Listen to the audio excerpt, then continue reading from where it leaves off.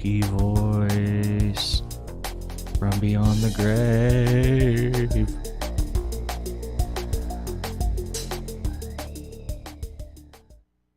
What's up, gang? How's it going? The bench is chaos. It's a sign of a busy bench. Hell yeah, it is. What's up, Fenton? Grilled House? John, Magishi, we got the whole gang in here. Burge was first. Ooh, I need to get some effects going. Some spooky delays and shit. I think we have sufficient critical mass for the ceremonial ASMR beer crack. So here we go. Beer of the evening. Coors Heavy. Banquet, whatever. My radio's bleeding through just a little bit there. All right, here we go. So good every time.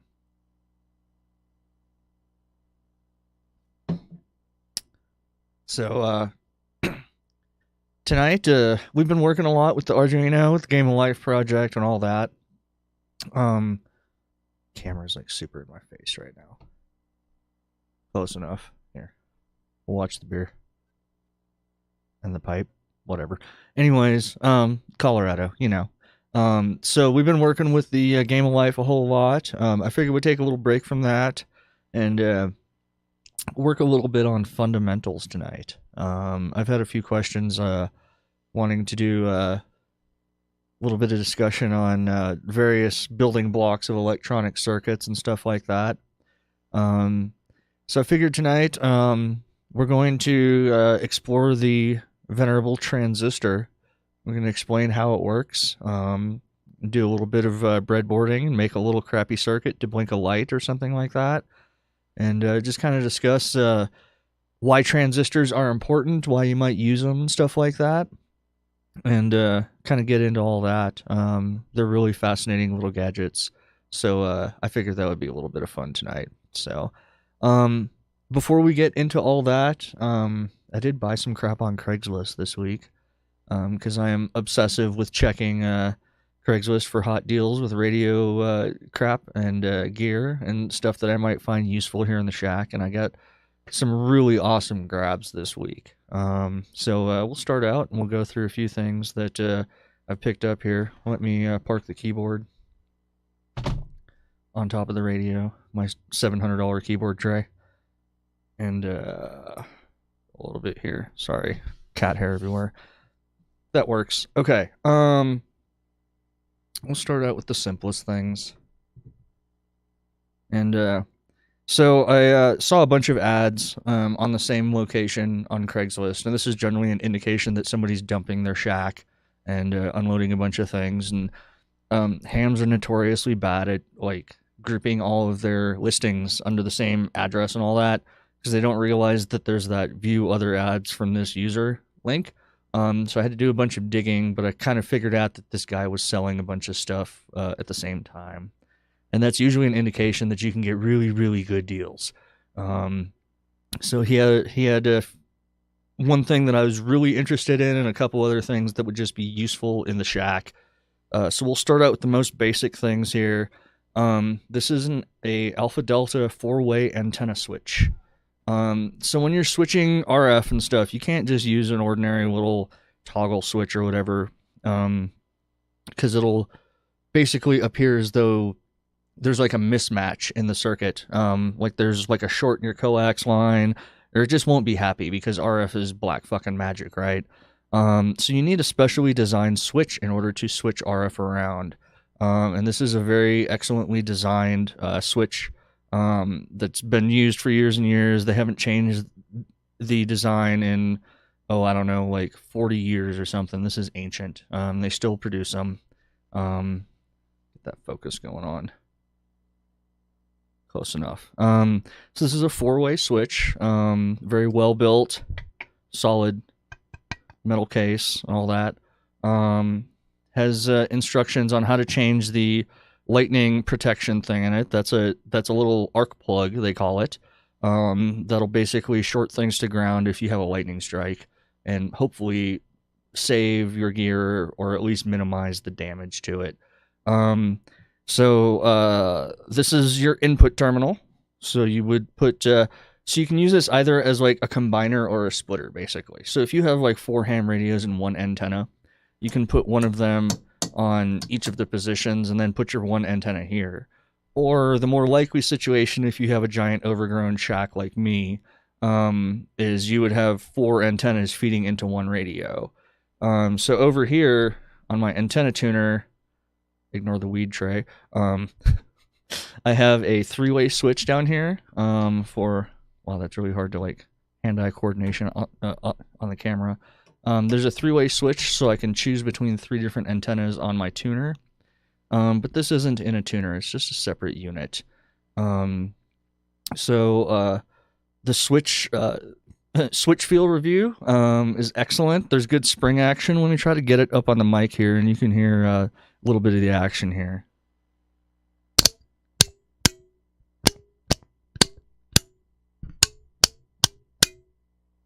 You can hear the little springs snapping there. Sounds pretty good. So yeah, very well built, can handle 1500 watts of RF. Let me grab my toolbox. I'll show you what the little arc plug looks like. Flathead screwdriver, because hams are all ancient and they think flatheads are the best screw. That's just a brass plug.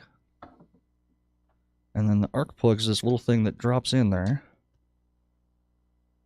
See if I can knock it out. It's kind of crooked.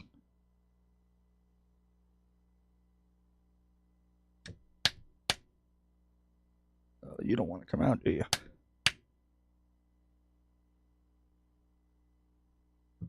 It's stuck in there, unfortunately. But what it is this is solder on the inside of that brass plug, and then the arc plug is just a little terminal at a precisely calibrated distance. So you have to torque this to just the right amount. And when you do that, there's basically a spark gap inside this. And there's a bunch of solder on one side of the spark gap. So when you do have a lightning strike, you're going to strike an arc between the case of this, which the plug is screwed into, and then the center pin on that, which is connected to your radio or whatever.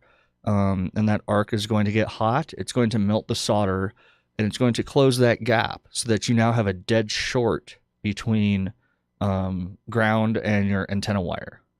And hopefully it will act quickly enough that it at least, cuts the vast majority of energy and shunts it to ground instead of, frying out your radios. It actually has one of the sides here is clean polished aluminum so that you can attach a big old ground lug here. Yeah, it's super like 1960s tech, it's just ancient kind of thinking, but it works very well. If you have, if that's all you got, it's still a whole lot better than nothing. So this will be nice. I'm going to throw it in line with all my shortwave antennas that are big, huge pieces of wire up in the sky. And I can switch quickly between them. Again, good stuff. It just adds a little flexibility and lets me, route things a little more efficiently. Because right now, if I want to switch anything that's not plugged into the 3 inputs on my tuner, I've got to get up to my patch board back behind me in the window and change cables around. So yeah, that was a nice grab. We'll go over prices in a little bit. Next up, this is a super interesting gadget. This is what's called a triplexer. There's also diplexers. There might be 4-way ones too. But what this is if you've ever played with like stereo gear or anything like that, especially like car audio, you may be familiar with the concept of a crossover, which sends certain frequencies to one output and then other frequencies to another output. And this is literally just a 3-way crossover that operates at RF, super high frequencies. So it's got the same layout that like a car audio crossover would have, except all of the values are like 1% of they would be in a car audio setup. What's up, Trash Baby? Good to see you. So this is just another thing that he was selling. It's kind of hard to see the frequency range. That's close enough. So this output, there's like 3 like pigtail cables here.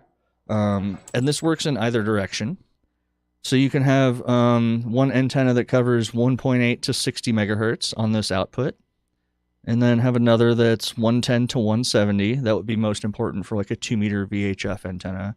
And then one that's 300 to 950 megahertz. So if you have either a UHF antenna or like a police band antenna, you would plug this into a radio that covers all of them on here, and then you would route these 3 to your separate antennas. They also work in reverse. So if you have 3 different radios that operate on those bands and one antenna that covers them all, you just hook it up backwards. And you hook your antenna up here and then your 3 different radios there. And it'll split the signal out and they won't interfere with each other. You can't just like hook things up in like a 3-way solder joint with this stuff. You have to have a matched circuit.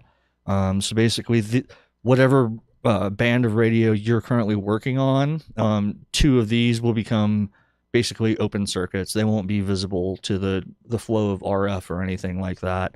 And the energy that you're transmitting or receiving will go out through the intended port.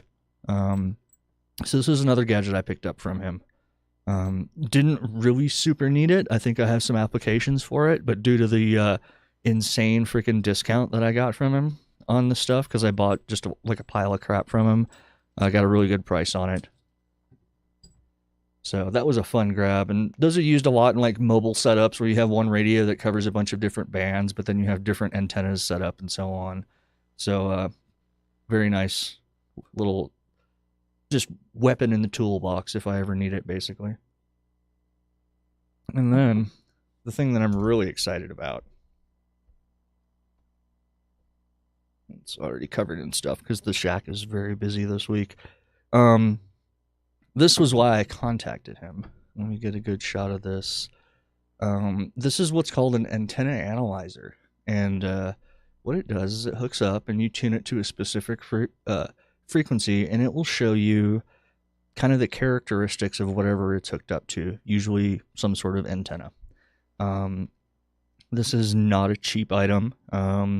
So I got all this stuff for $130 cash. He listed this at $100, and then the other things were $25 a piece. And I was like, "You take $130 for the pile?" And he said, "Sure." So this thing retails. It's currently out of production, but the current version of it goes for like $399. I don't know if he didn't know what he had, or if he just didn't care and just wanted to dump this crap because, you know, his spouse was mad or whatever. I don't know. But I was there 20 minutes after the listing was posted, and I sniped this, and I'm extremely happy. And I'll get into why this is so useful, especially with the satellite project coming up. So I'm going to do a little bit of a demo here. I'm going to start unhooking antennas from my radios, and then we're going to plug them into this and actually take a look and see what these little twitchy needles do. And I'm going to actually go to, I'm going to force my camera into some fixed focus here. So give me just a second. I wish I just had a switch for that. I bet I could build that.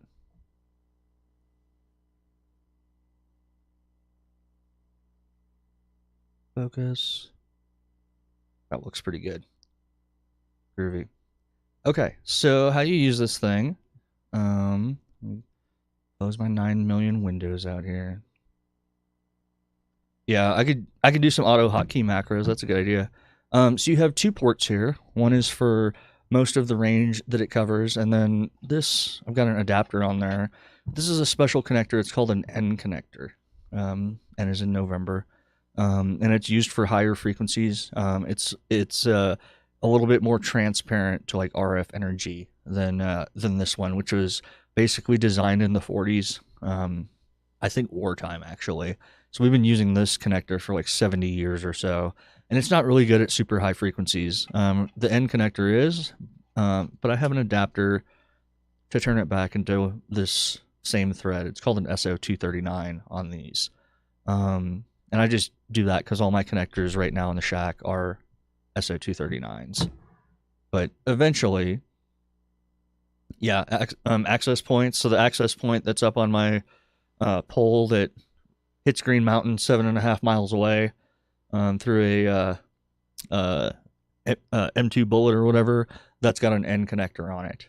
So they're good for microwave, good for like 2.4 gig, even 5.8 gig. That's the connector you want to use. And they're pretty much industry standard for all that. So what I'm going to do now, and let me see. Okay, I'm on my 40 meter antenna. We unhook the coax line from the radio there. So that's currently deaf right now. It doesn't have anything plugged into it. And then we're going to hook it up to this and take a look and see what it does when we flip some needles. And this has a very, very groovy, very aesthetic kind of feel on the buttons and the switches and everything. And I love the display. Classic red LED.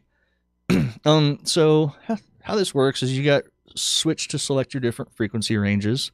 And that'll control what general range that this knob sweeps through. The bottom two are for shortwave coverage. Actually, the bottom three, technically. This has continuous coverage from 1.8 all the way through 500 megahertz. So not only does it cover the ham bands, but it also covers things like FM broadcast, the lower UHF TV channels. So I can tune a lot of different antennas with this, which is really exciting. So if I ever want to build like a really good FM, like broadcast antenna, and say pick up some NPR stations from 1,000 miles away, well, not 1,000, but a couple hundred, this would be great for helping kind of optimize that antenna. So let me zoom in, get a good shot right there. You see like the left-hand needle. Actually, it's on the right, but the graph is on the left. This is called a cross needle meter. That is marked SWR. It stands for standing wave ratio. And that's just a numeric indicator. There's no units on it of how well your antenna is matched. So 1 is at the very bottom, and a 1-to-1 SWR is the best possible match. That's like perfect power transfer between the radio and the antenna. And then as it goes up, that indicates more and more mismatch, and the radio is going to have problems as that needle goes up. And then the right-hand scale, which is driven by the left-hand needle, is the impedance of the antenna. And this is basically the RF resistance of it. There are components to this that are kind of hard to understand for the layman. We'll basically work through that stuff this spring and summer on the cast. But for now, it's basically equivalent to resistance. If you have a AC load, which is radio is just high frequency AC of 50 ohms, it's going to basically act the same as a 50 ohm resistor. So that's generally how things work, and we normalize all of our circuits in this particular field of radio usually to 50 ohms, sometimes 75. 75 ohms is like what you use for like TV antennas and receive antennas and cable TV networks and stuff like that. And there are a couple reasons that they run on 75 and we run on 50. But just the standard is you want that needle on 50 ohms and you want this needle as flat as possible. So we're on my 40 meter antenna now, which is about a 7 megahertz antenna. That's the big 29-foot pole on the side of my fence. And so we're going to sweep through and take a look and see how things look as we go through the bands.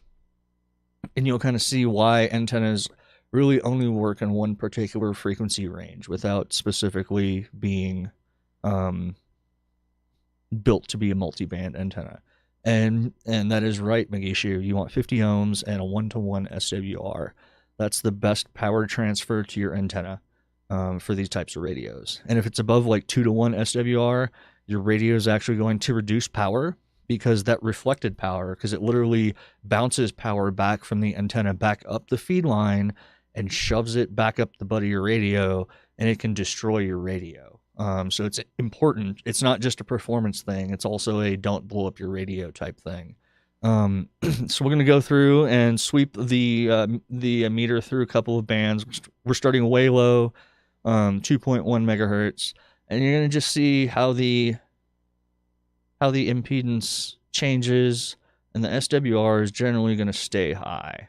So that's like 12 ohms, but generally infinite SWR.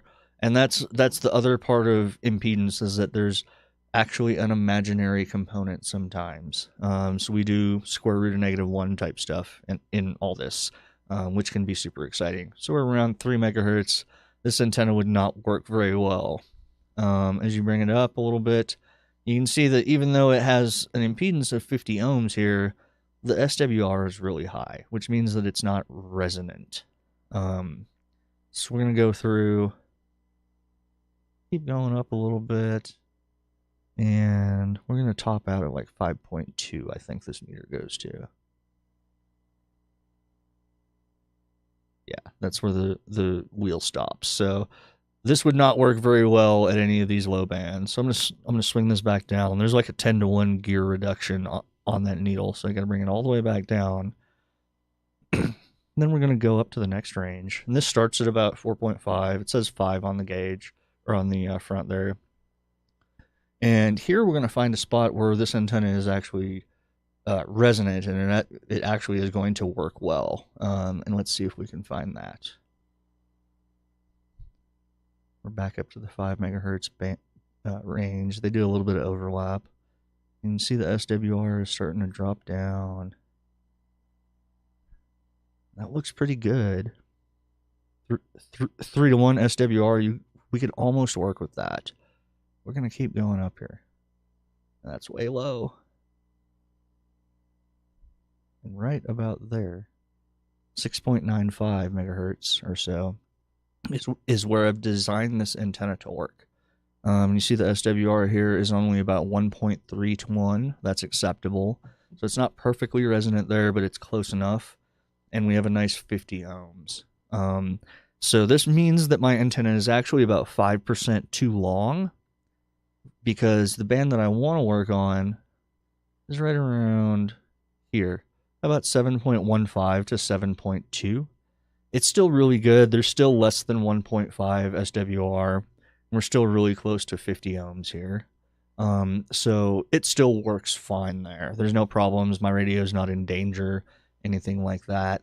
But it is just a little bit too long. Because if we go back down, that's where those two needles really kind of bottom out, is like at the like optimum range.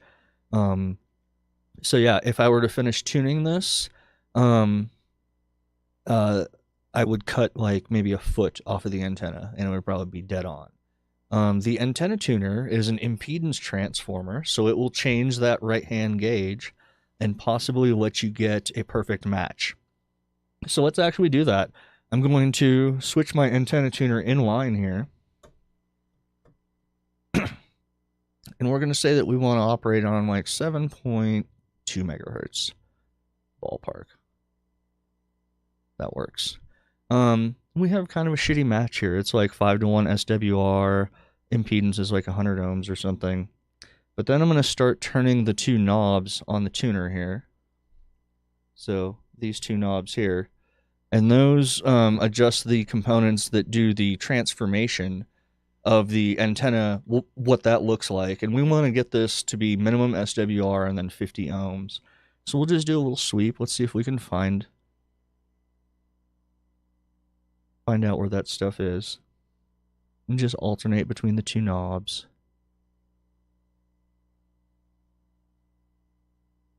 That's looking even better.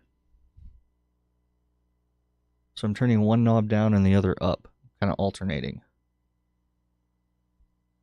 Now it's looking really good.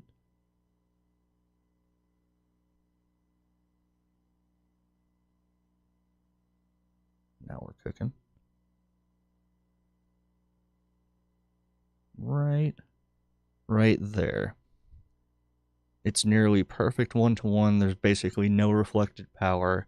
And I know that every time I switch to this antenna, I put the two knobs at those settings, and I will have a perfect match to my radio. And I actually have a little chart of all my different antennas and all the different frequencies that I work on. So let's say we want to take this antenna and we want to operate it on the 30 meter band, which is like 10 megahertz. So I'm going to switch my tuner over to 10 megahertz, and let's spin this up. 10.1 is about where we operate. Yeah, this is way better. This is a super accurate meter. It's like calibrated in a factory. I would trust this way more than like the one that's built into my tuner or my radio. So this is good for like if you're actually cutting your antenna to tune it. You'd want to use something like this so that you're damn sure that everything's working right. In addition, the power that this transmits up the wire, because it does have to send power out to see how it's, like how much is reflected. It's like 10 milliwatts versus my radio, which has to send like 2 or 3 watts of power out. And if you remember like the SDR session and stuff, you'd see people tuning up, and it's like a diagonal line as they spin their like actual tuning knob in transmit. So I'm not interfering with anybody on this. In addition, say I want to tune a shortwave antenna for 12 megahertz. I cannot legally transmit from a radio on that, but I can use this because it's below minimum power levels. So let's see what we can do to get this tuned up around 10.1 megahertz, 10.12, something like that. Exactly, you got it. And then I'm going to just do the same thing. I'm going to twiddle those two knobs, and we're going to look, and we're actually pretty close here. We're going to see if we can dial it in a little bit. Sometimes it just takes some experimentation. See right there, my lowest SWR, which is with one knob basically at 100%, is like 3 to 1, 2.8, 2.6. So we're going to turn it back down and then use the other knob to try to find a spot where this is really happy. And that was pretty easy. We can get really dead on now. So there you go. The same antenna is matched at 50 ohms. Perfect match on the SWR. And this would be safe and would work well for transmitting through. It would also help the receive too. When there's a big mismatch, all the power from the antenna that it's kind of collecting from all the radio waves and sending to the radio, there's a little bit of a mismatch and there's not perfect power transfer. But here it would be nearly perfect. And so you can do crazy stuff with this and really kind of dial in stuff, and you can just go through. It's kind of funny, like the same settings also work right around 12 megahertz. Sometimes that happens. It's a complex kind of battle between the antenna. No, this is just a standalone box. So you use this to build up your antenna system and get it tuned. And then when you're operating a radio, you like unhook this and plug it back into the back of your radio. You just know that you have the proper settings. The same circuit that's in this is also in what's up, Butcher? How's it going? Good to see you.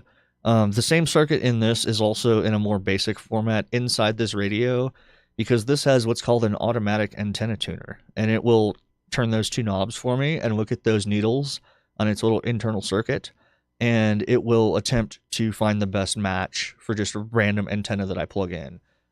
So very useful. But I prefer to not use that, and I like to just build my antennas right, because even though you have a tuner in line, if it's not matched up right, you're going to lose a lot of power in the feed line.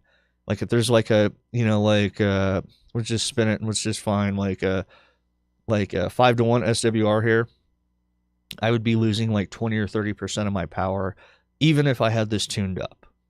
So basically the tuner is existing to lie to the radio and to keep it safe. It doesn't actually make power transfer more efficient or anything like that.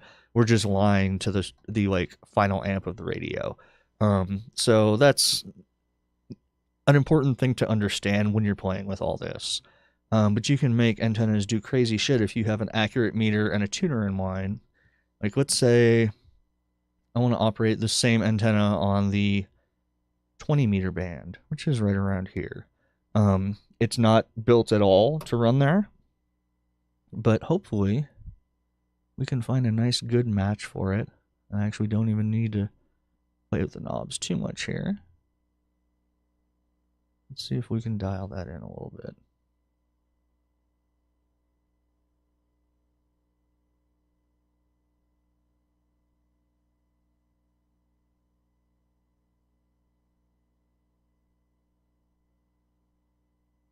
Getting closer.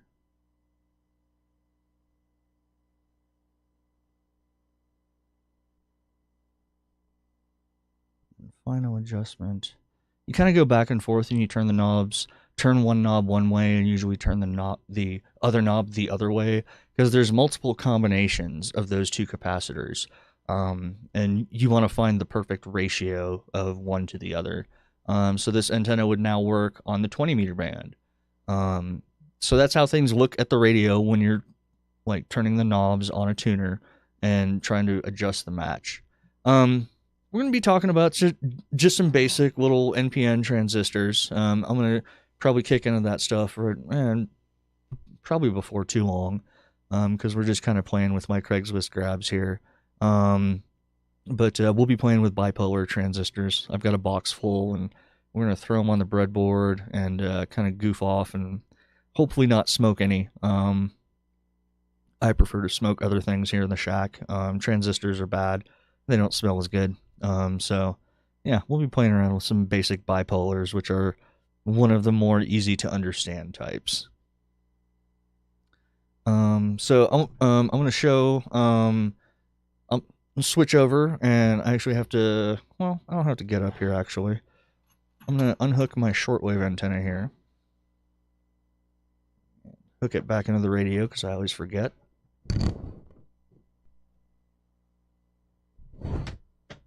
All right.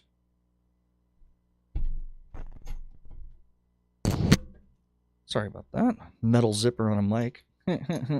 So now I've got the feed line for my 2 meter antenna. This works around 146 megahertz. I'm going to do a sweep through, because an analyzer that can go that high in frequency is a little more expensive, a little more rare. It's a big reason why I grabbed this, because I have satellite antennas in the mail. I'm going to start putting those together, and this will be really helpful for like tuning those and helping get them calibrated. So that, because at the higher frequencies, at like VHF and UHF, you can't use an antenna tuner to bullshit things. The loss is too high, and it's a bad deal. So you have to have antennas that naturally work well with the higher frequency radios. So, of course, this has a terrible match on shortwave because it's a little tiny antenna. It's about 3 feet long. But we're going to go up in frequency. And what do I want here? I want the E band. Okay. So this is about where this is intended to work. So we're going to go through, this is like the aircraft band here, 125, 126. It's not very well tuned for that. We'll just show what it looks like as we go to where it's supposed to work. That SWR creeping down. And this is the bottom end of the 2 meter band. So it has like a 1.3 SWR there on the left-hand needle. It's a very nice 50 ohm match. Actually, I do have a 9-to-1 unun, which is a impedance transformer on one of my antennas here. And we're going to go up through the 2 meter band here and just see what the curve looks like. See, it's pretty smooth. The needles aren't really wiggling that much. Still usable here, still happy halfway through.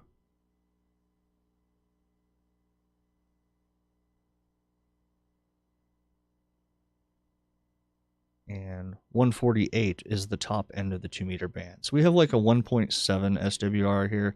That's a little high. Unun stands for unbalanced to unbalanced transformer. There are also balance, which you may have heard of in like networking land, which means balanced to unbalanced. But there's 2 different types of transformers that you can use.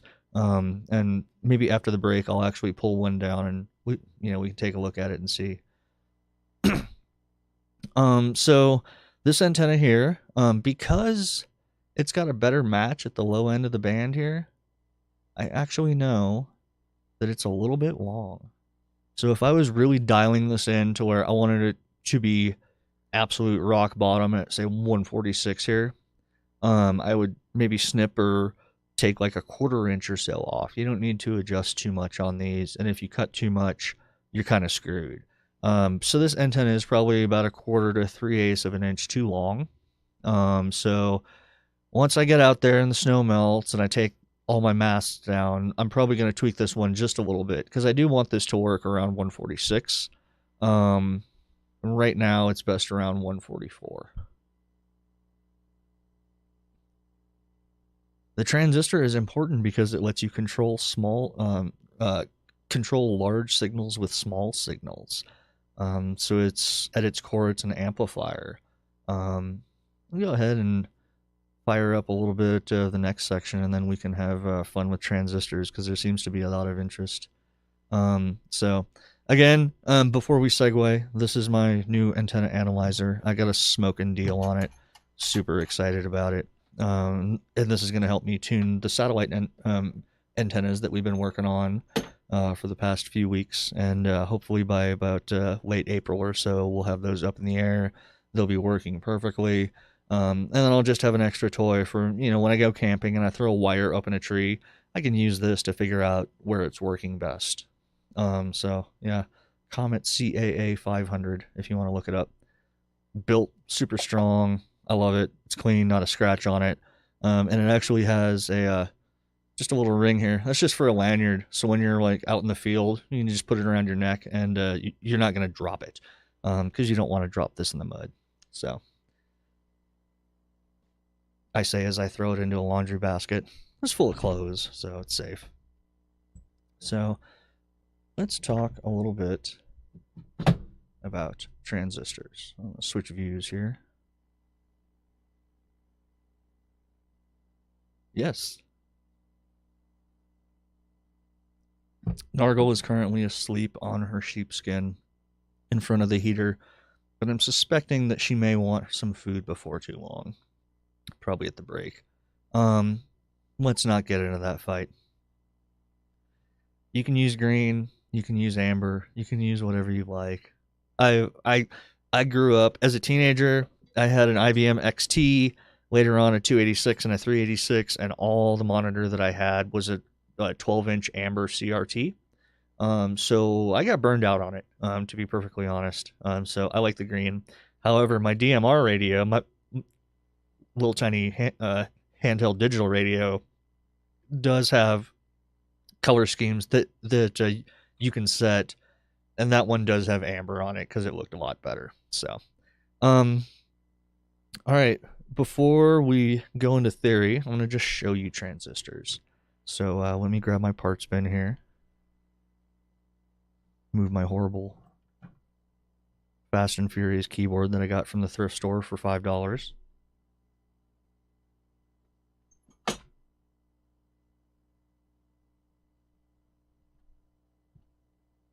And try not to drop 13,000 electronic parts.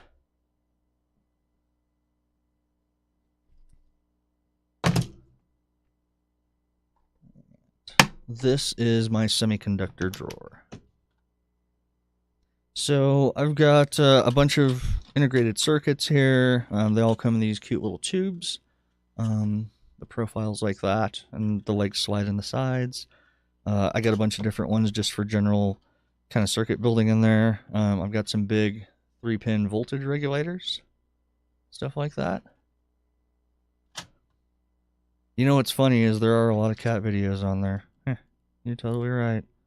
I got various, they're called op amps, operational amplifiers, kind of 8 pins. We're not going to really get into those today. We're going to stick with the 3-pin devices. Before I do that, though, I'm going to call this one out. This is a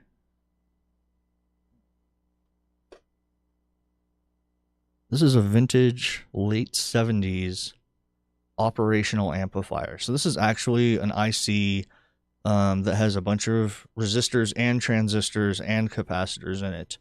And it has 8 little golden leads there. And I salvaged this from a dead ham radio that I got for $5. Don't really have a use for it. It's just too cool. They're not packaged like this anymore. They're packaged in 8-pin chips. But this has 8 wires. You can hook it up pretty much the same. And this was the standard of the day. This chip probably cost about $20 back in the day. Yeah. So that's my prized salvage gadget. Little op amp from an old ham rig. And then here is just a bag of transistors. Why? Because these things are a fucking penny a piece. So Butcher mentioned that he's got 1.7 billion transistors in his i7. So here's a single transistor. My focus is going nuts here. It's not happy with all these tiny parts. So it has 3 terminals. They're always called the emitter, the base, and the collector. Yeah, this is an enormous, absolutely huge transistor compared to what's in your CPU. This has discrete leads, so you can use it in a circuit. A transistor in your CPU is just hooked to generally other transistors, and then maybe some resistors and capacitors that they make it on the CPU die by like poisoning it. Never forget that we operate devices made of vibrating crystals, that their brains are made of poisoned sand, and that's quite literally true. You can dope, it's called, dope various regions of pure silicon or whatever the chip is made on its base, and you can change the electrical properties of a tiny little spot on it and make it into a capacitor or a transistor or a resistor. And that's how CPUs and all integrated circuits are made. You just take it and you etch certain patterns and you apply certain, usually very toxic chemicals to the pure crystal that you're using for a CPU, and it'll make all the circuits. And then you attach little tiny, super thin gold wires to all those spots, the little in and out ports, and then those become CPU pins down the road. But yeah, that's basically what's in a CPU is billions and billions of those. So let me go into a little bit of theory here. And I brought the screen up not so you could drag my color scheme selection, but so we could use good old MS Paint. Because y'all like MS Paint, right? I was actually looking at a thing recently. It's an AirPlay program for Windows 10 that lets you AirPlay to a Windows box. Since I have an iPad, I'm going to buy the Apple Pencil, and then I can AirPlay to the screen, and I can actually sketch on my iPad, and it'll show up on the stream. So I'm going to probably get that set up in the next couple weeks. But until then, let us go. Let's look first at the bipolar transistor and what it physically looks like. Hell yeah, you can. That's the best way. I like Paint.net, and I've got it on here, but I screwed up and installed like 800,000 plugins on it, and it starts up really slow. So this is a side view of what a transistor looks like right here. So this has been doped by 2 different chemicals to give the 3 sections different properties. And basically, the base is your control pin, and the emitter. Now, one thing to keep in mind is that we talk about electricity backwards from how it actually is. Electricity actually flows from negative to positive. However, we generally use the paradigm of a positive voltage flowing to a negative voltage or ground. So I'm going to use the common interpretation. You can keep in mind that everything that I'm talking about, the flow of electrons and stuff, it's kind of a weird existential thing. It's actually a flow of what's called holes that accept electrons. So really like any schematic circuit is going to have positive at the top of the circuit and ground at the bottom, but the electrons are actually flowing bottom to top. But it doesn't really matter at certain higher levels. So we will talk about things in the conventional aspect of current flowing from positive to negative. So confusing thing. I thought I'd call it out because I'm sure somebody is going to smug out and chat about it. Actually, electrons go backwards. But yes, I know. But we're going to keep it simple tonight. So the emitter is usually connected to the lowest side or the ground side, and the collector is usually connected to the positive side of the circuit. And when you wiggle the current or the voltage, technically it's current. We'll get into all that in a second. Of the base pin, it will allow current to flow from this region here into this region here. And by putting this in the middle of a circuit and controlling it with currents flowing into the base pin, you can create a switch or an amplifier, all kinds of interesting things. Really, those are the two basic modes, switch or an amplifier. So let me try to describe. Now, this is not going to be a perfect analogy, but I've kind of sketched this out in my brain over the past few years, and this is kind of a decent introduction to what's going on here. So you have a transistor here, zoomed in 1000x, right? And then we're going to draw some couple of lines. This represents your base. And then you have a couple other lines here. Hey, Sarah Witt, good to see you.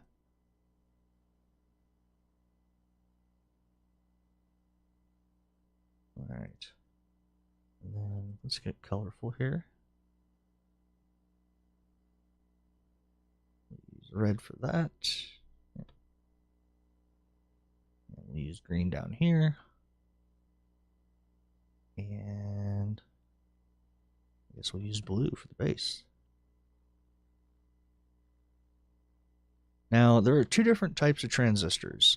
Going back to this, there's one where these are basically swapped. There's going to be an N region here and then two P regions. And we actually refer to the two types of transistors by how these are laid out. So this is going to be an NPN transistor. And an easy way to remember that, let's use black here. There's always going to be an arrow on any transistor schematic. That works. And this represents an NPN transistor because even though the electrons flow from here up to here, the arrow points towards kind of this direction.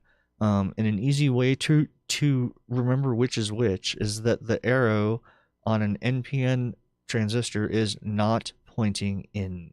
See what they did there? And the other would be a PNP, in which case, oh Lord, that's horrible.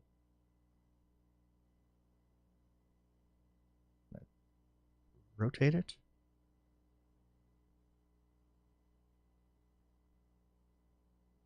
Close enough. So this would be a PNP transistor, and the kind of mnemonic for that is it is pointing in, please. So we're gonna be messing. Oh no, I did too many undos. Can you undo? Nope. Okay, fuck it. So let's go back to our line tool, and we had blue for the base.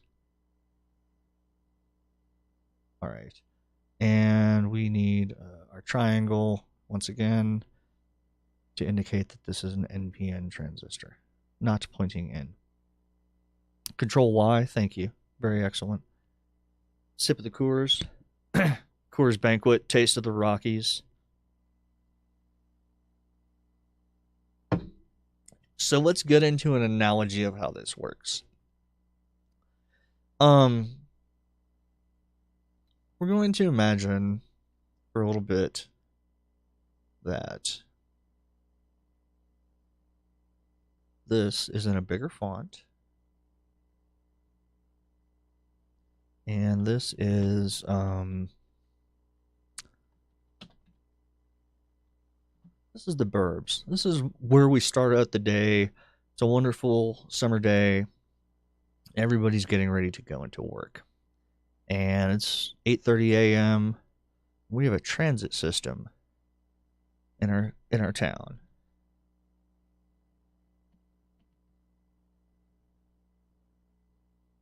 So we have the burbs here, which have basically an infinite supply of people. And we have downtown here, which has a bunch of spots and a bunch of desks and offices, and we need to get all of these people downtown. And this is going to be our bus station, our transit lines here. This is our transit infrastructure here. So if you know how a city bus works, a lot of people in this chat only own Teslas and commute into downtown SF every day. So they may not understand how a city bus works. So let me break it down real quickly. It's a big box with a shitload of wheels, and you can get like 100 people on it, but somebody has to drive it up front. And you can move a lot of things very efficiently with these. And one interesting thing about buses is that they need a driver. So we're going to have a secret entrance on the side of the bus station here.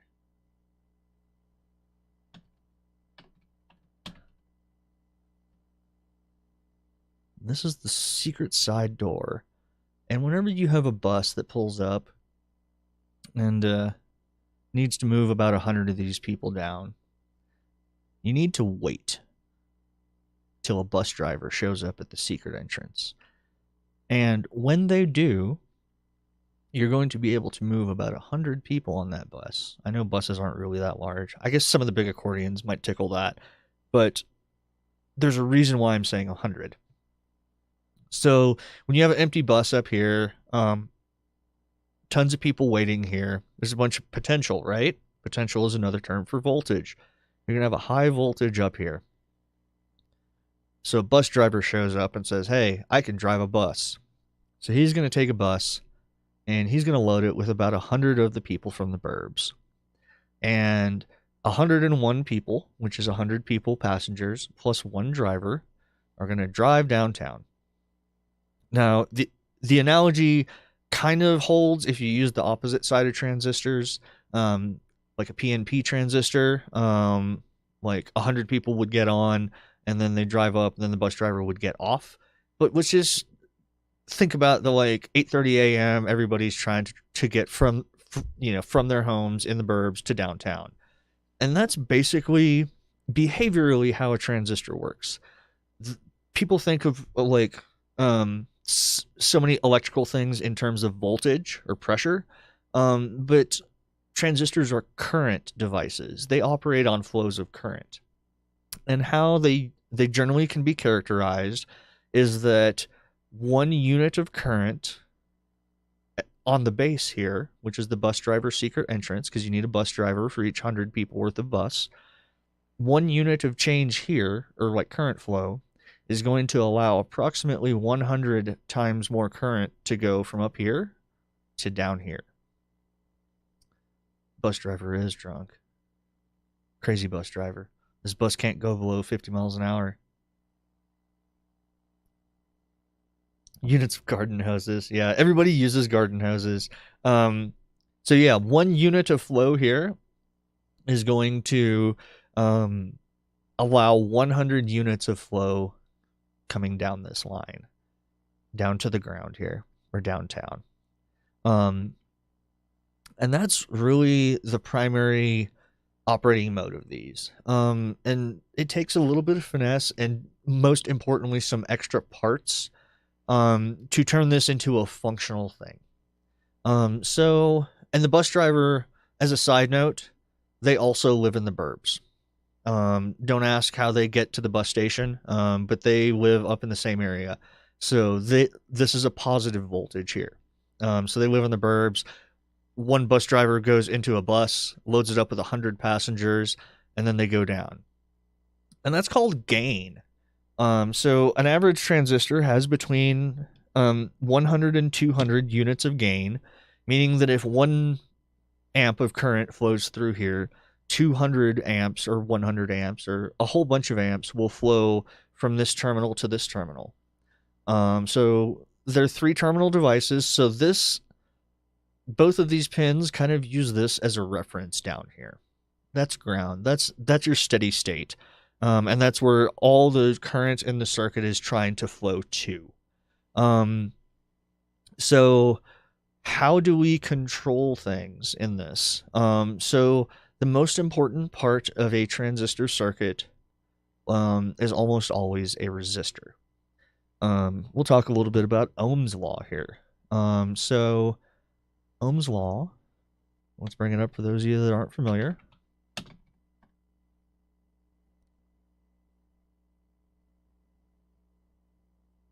Current equals voltage over resistance. Yes. And it also is voltage is current over resistance, and voltage times current equals resistance. So this is the triangle. This is one of the two most important laws that you need to understand when you're building circuits. The other is called Kirchhoff's law. Nobody talks about old Kirchhoff, but it seems kind of goofy and kind of weird. But the law states, and this has never been broken, except for like superconductors, but that's voodoo land. The current flowing into a point must be equal to the current flowing out of a point. You can't lose current. You can't mistakenly burn it up.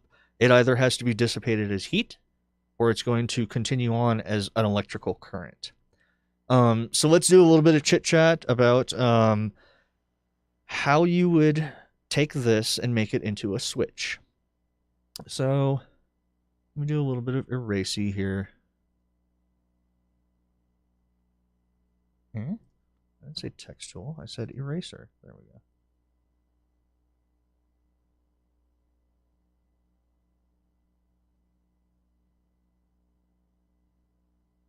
I think I can. Let's not be stupid here. Okay. A little bit of different labeling here. 12 volts. 0 volts. Ground. Now, one really interesting thing about transistors. They have two different modes. And one of them is called the linear region, where a change of current proportionally in this blue line here to the base results in a proportional change in how much current flows through this. That's called the linear mode, and that's what you're going to see like a audio amplifier working in. The other is called saturation or cutoff, and it means that no matter how much you flow through here, this is always going to be flowing basically max current. So it acts as a switch then. You can use a small current here to control a large current. So let's sketch out a little circuit here. Let's get more erasy and let us do more art, because art is fun, right? And then we're going to do, get a pencil here, red. And this is a light bulb. Oh my god. I guess right-click erases what you're currently working on in Paint. So, two terminals of a light bulb. We're going to hook one wire to 12 volts all the time. It's always going to be hot.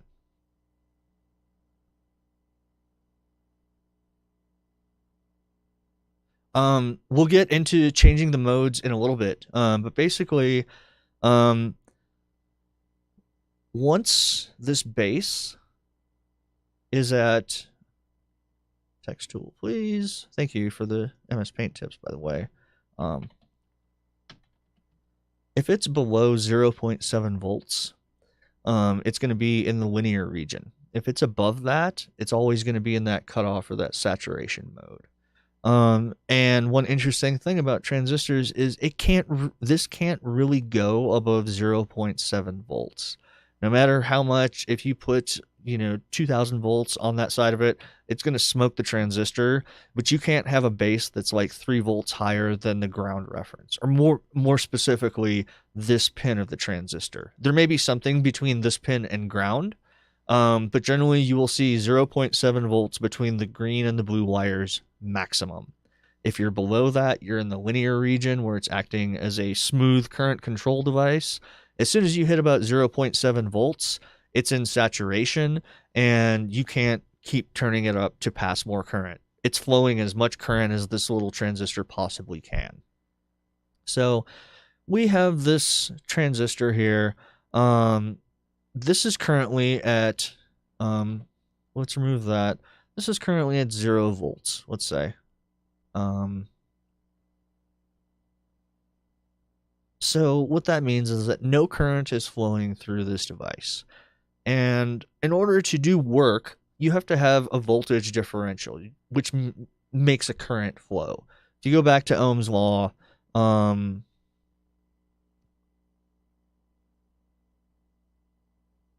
if your voltage is 0, meaning the difference between the 2 pins of the lamp, no matter what the resistance is of the lamp, current will always be 0.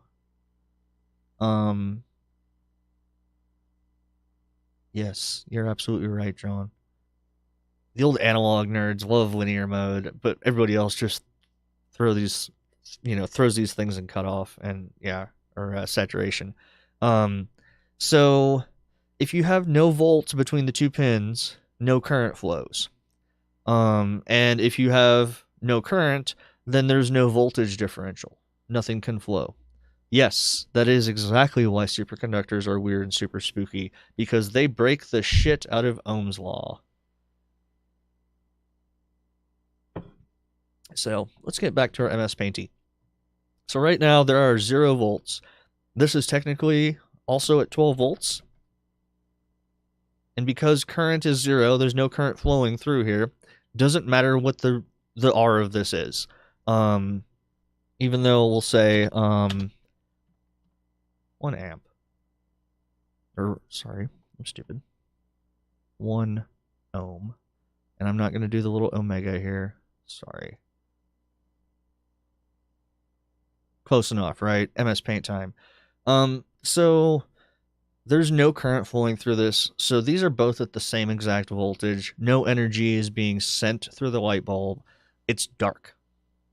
And then what we're going to do is we're going to take this base and let's get our blue. Let's get our happy little blue here. And we're going to connect it. And all of a sudden, whoa, this is at 12 volts, right? That's really bad because it can't go above 0.7. So we're going to start playing with resistors here. In order for this to function properly and not burn up your transistor, we need to figure out, we're going to put a resistor in line here.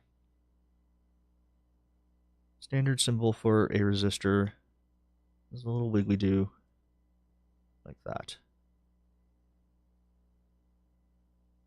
Everybody knows what a resistor looks like. So, we know that we want this base to be at 0.7 volts. We know that this is 12 volts, which means we need to what's called drop 11.3 volts through this resistor.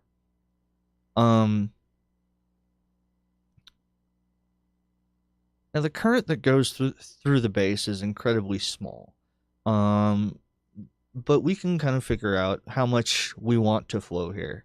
Another tip is that this pin also usually sits about 0.7 volts, sometimes 0.9. We're going to say, just for sake, that this pin, we want it to be at 1 volt when this circuit is on. So, let me actually cut and paste this. This is the voltage drop that we want over on the base side. And then there's 11 volts here.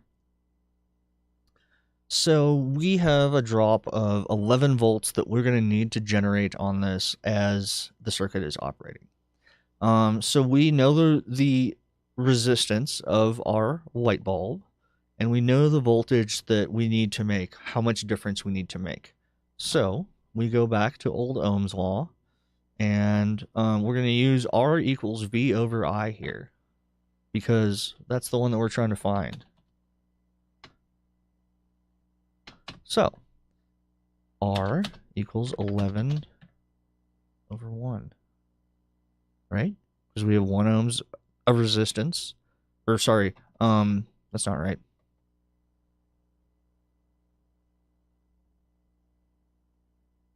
We need to figure out how much current is flowing here first.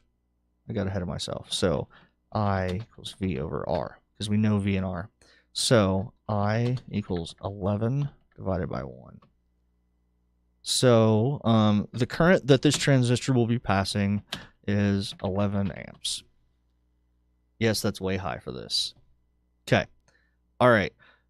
So we're going to assume that this transistor has a gain of 100, which means that 11 100. We need 11. No, we need 110 milliamps flowing through the base. That was a horrible pun. You get props for that. Actually, let's do this here.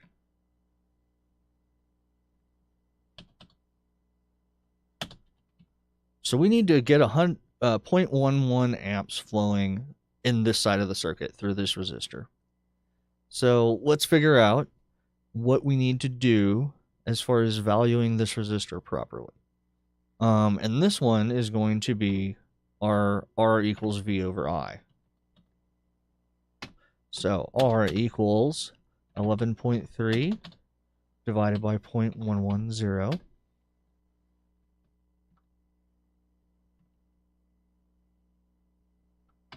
And that comes out to 102.7 ohms. So if we put let's just say 100 ohms here, because that's the closest standard value that you can get your hands on. It's going to allow about 110 milliamps of current or so to flow from here to here.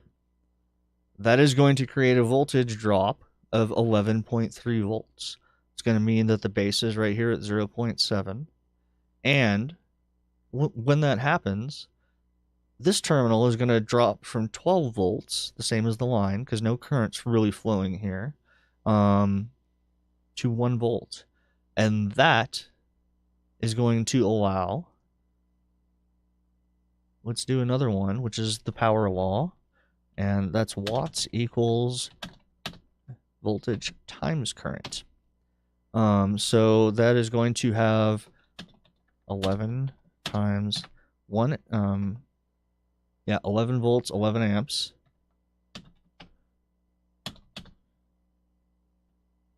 I can use P's there.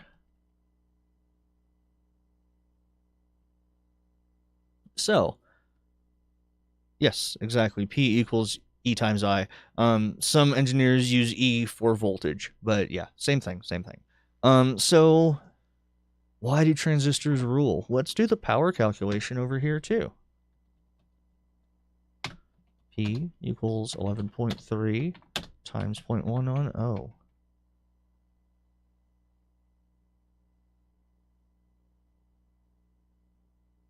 Clear. I said calculator. It's on my other screen. Oh, numlock times 0.110.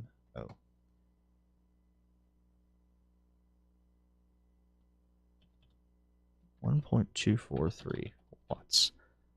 And that, my friends, is why transistors are so fucking magic.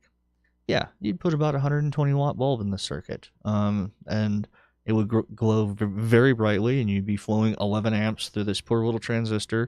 There are transistors that you can buy that run that big, though.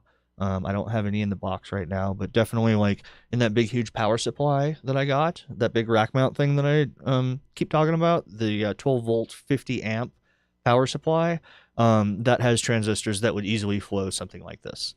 So here's why transistors rule. We have an input power of 1.2 watts that's controlling a 120 watt light bulb. So this is a current amplifier. It allows you to use a small current to control a very big one. And say we break this circuit. This now goes to 0 volts. No current flows through the base. which means that no current flows through the transistor and our light bulb turns off.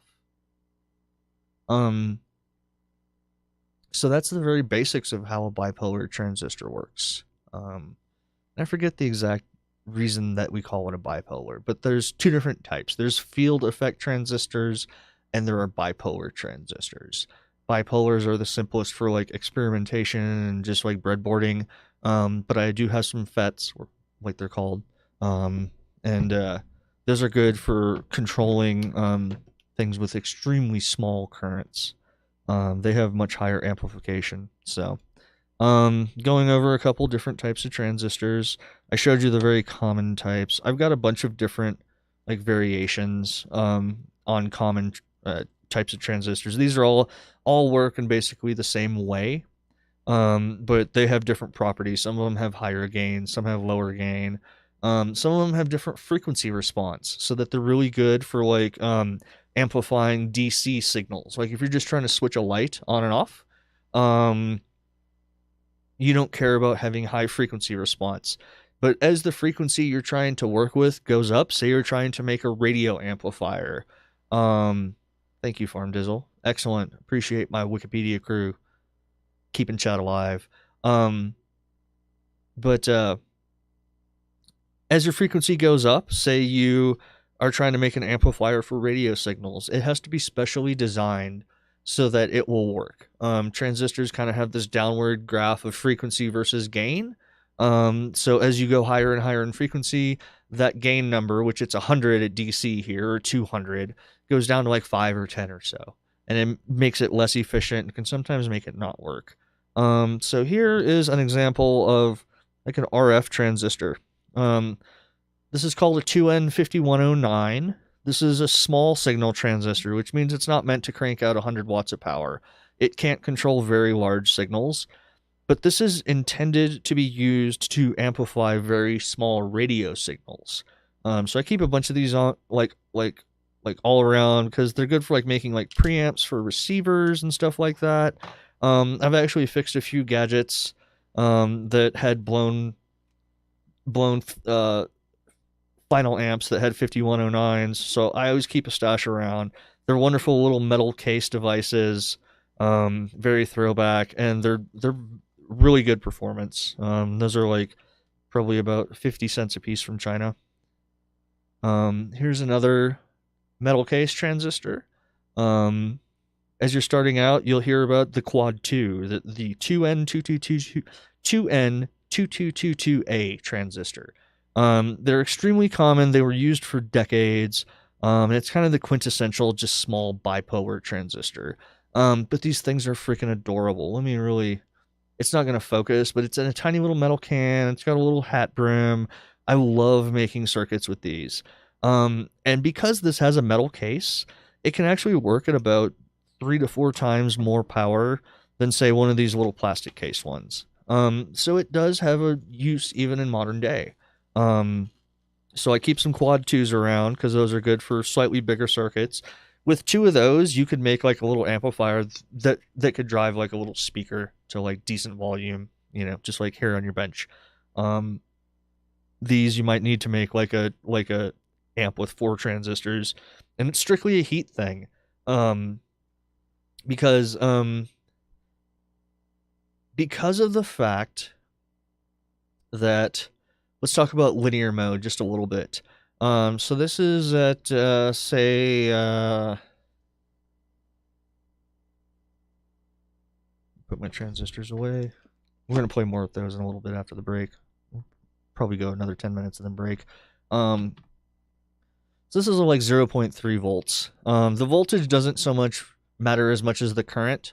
Let's make this circuit again.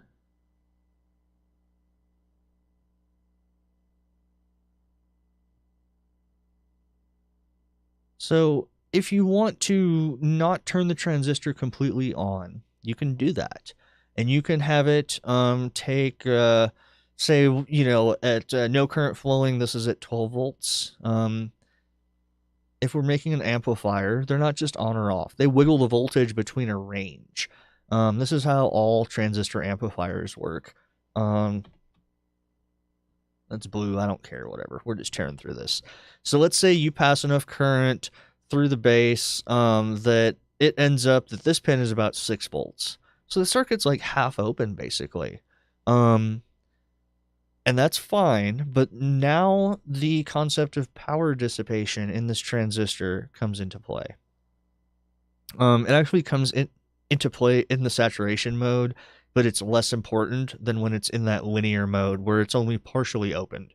We're only moving some passengers here. We have a lower supply of bus drivers coming in.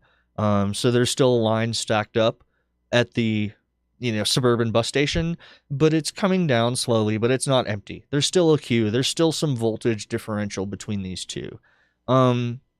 So let's say we have this adjusted and it's an audio amplifier, and generally you would see something like this, where with no signal in a simple amplifier, this top pin is going to sit about half your supply voltage. Because in order to make an amp, you need to wiggle the signal back and forth, right? It needs to go positive and needs to go negative. That's the basis of an AC signal. In order to do that and have it be clean, you need headroom on both sides, and that's what amp headroom is. How much wiggle room you have between the lowest voltage this can go, which is about 0.9 to 1 volts, and the highest voltage that this can go, which is 12. So you'd have about 11 volts of peak-to-peak headroom here. So you would design your amp to where with no signal input, it's just silent, this pin sits around 6 volts. And that's fine. Imagine that this is now a speaker cone instead of being a light bulb. That works pretty well for this. So you have some current flowing through here, not peak current, but you have some. Let me take a look.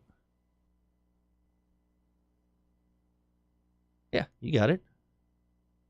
That's excellent. Well done. You get points, Migishu. Awesome. Very, very close. Very close.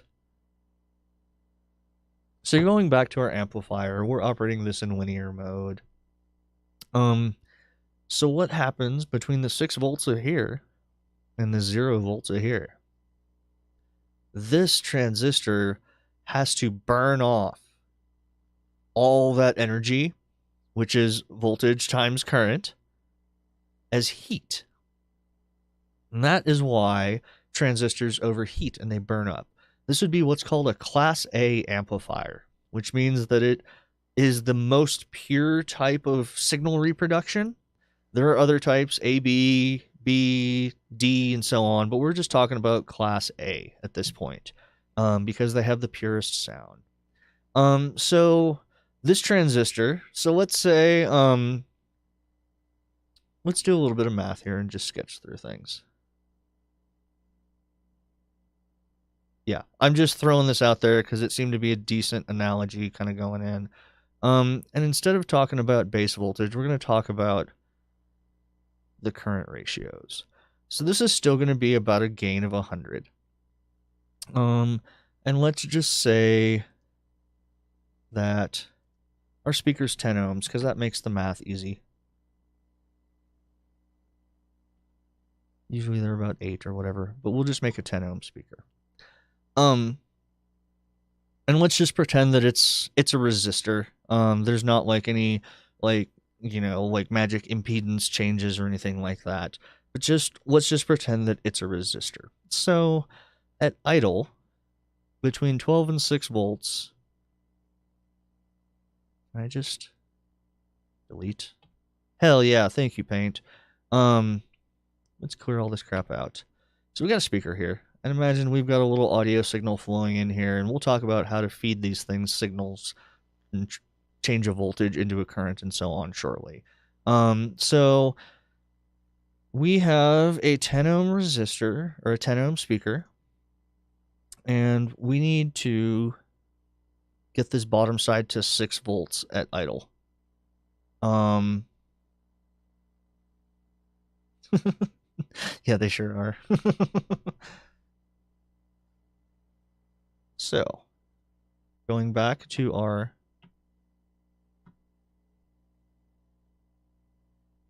Ohm's law reference, We're trying to solve for how much current is flowing, right? Because we know the voltage drop and we know the resistance of our speaker.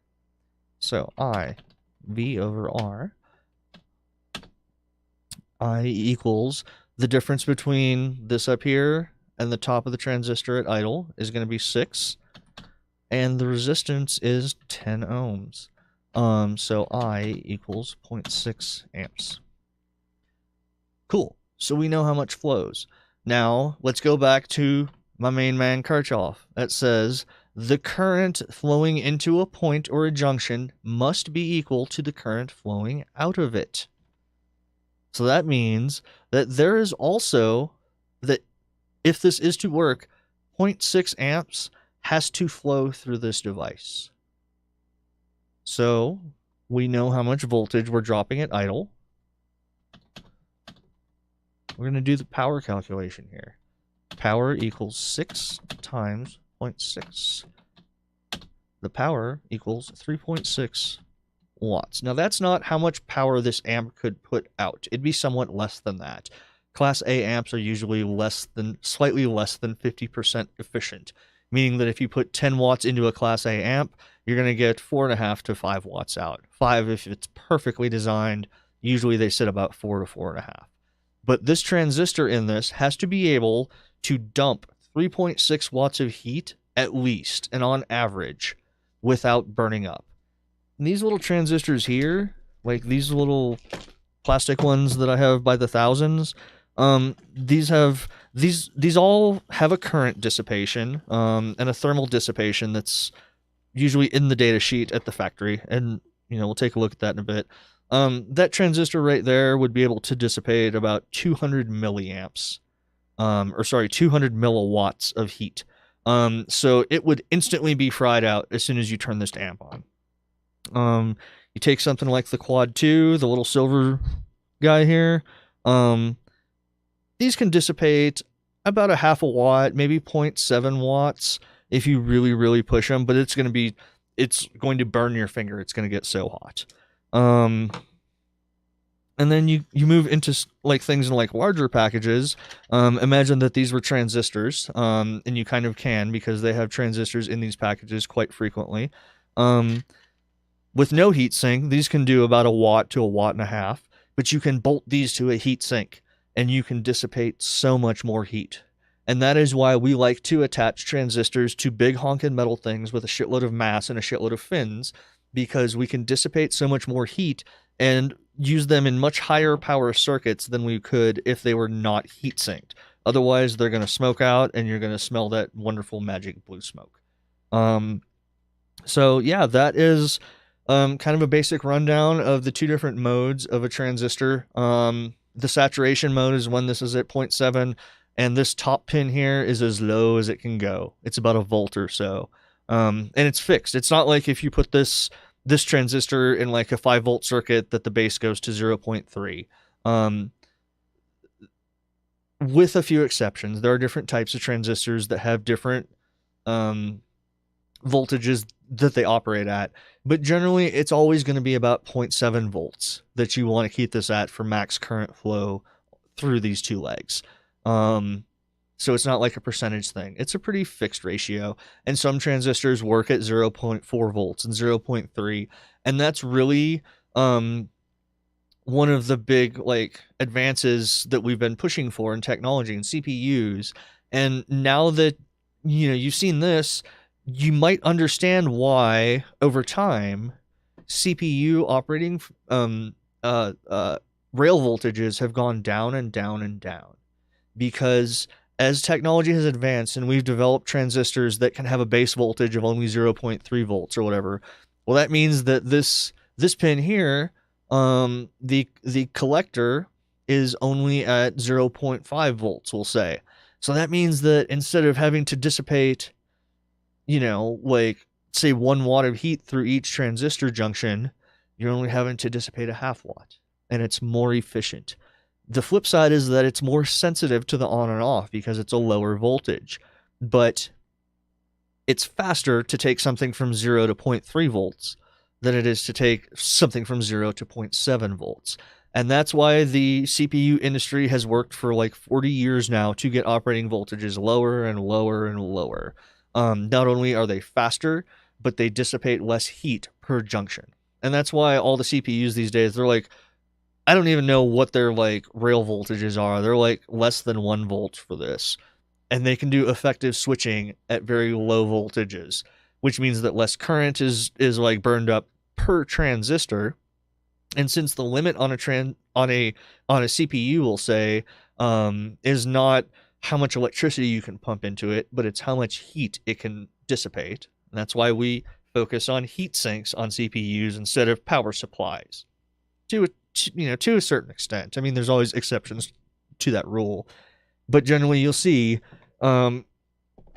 people focus more on the heat sinking of their CPU than on their power input, because we have the ability to shove hundreds of watts of electricity into it. But with that, they only operate at a certain efficiency for power in to power out.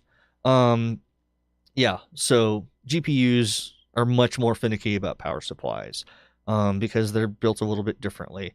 But CPUs, your like main chip in the computer, the limit on its performance is generally how much heat it's going to be able to shit out and just dump, because it's going to make some when it's switched on, when each one of those transistors is switched on, and you have to figure out how to get that off of the CPU die into the air, or your water cooling rig, or your like fish tank full of mineral oil, whatever your hard OCP ass is going to do. So yeah, that's kind of an explanation of how this all ties into like modern chips, and why you keep seeing voltages go down and down and down, and also why you might see somebody bump the rail voltage on their CPU, because with a higher input voltage, it's going to be able to switch a little bit faster, because it just has more energy going into the switches. The trade-off is that you're now dumping that much more heat, which is why you need a hell of a lot bigger heat sink on an overclocked CPU. It's not necessarily the overclock, but it's the fact that you may need to overvolt it and put more and more energy in to get the lines to switch back and forth from 0 to 1 fast enough that it'll run at your desired speed. So that's why you need a much bigger heat sink when you're overclocking versus, like I actually have a little router box that I just decommissioned, but it was a 2.2 gig Athlon, and I actually downclocked it to 1 gigahertz, maybe 1.1. So it was running at half speed. And not only did I use the stock heatsink, I ripped the fan off, and it never smoked out. It ran fine, because I never needed CPU power off of it. Really, it would sit at like 3% CPU at stock speed. Why not save some electricity, save some heat and all that, and just run it at half speed? Because that's all I needed, and it worked great for years and years till I got my edge router stuff set up. Anyways, wow. Whew. All right, epic 90-minute session there. I'm going to take 5 minutes, run outside, burn one, and get a fresh drink. Thanks everybody for hanging with me so far. And when we come back from the break in a few minutes, we're actually going to look at some data sheets and get out the breadboard and put some of these dumb little transistors in a circuit. Maybe see if we can turn a light on and off or something like that. So give me 5 minutes, and the Mattyzcast will be right back, gang.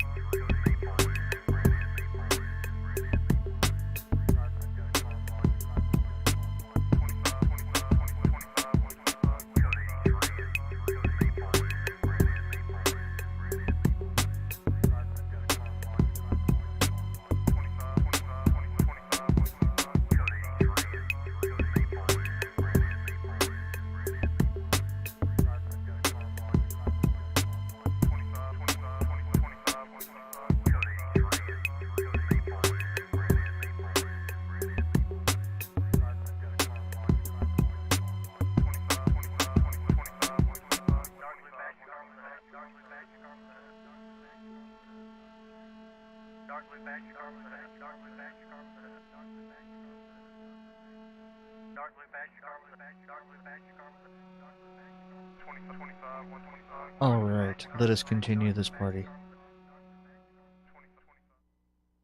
Woo, we're back! I had to feed a Nargle. She demanded her evening CAN.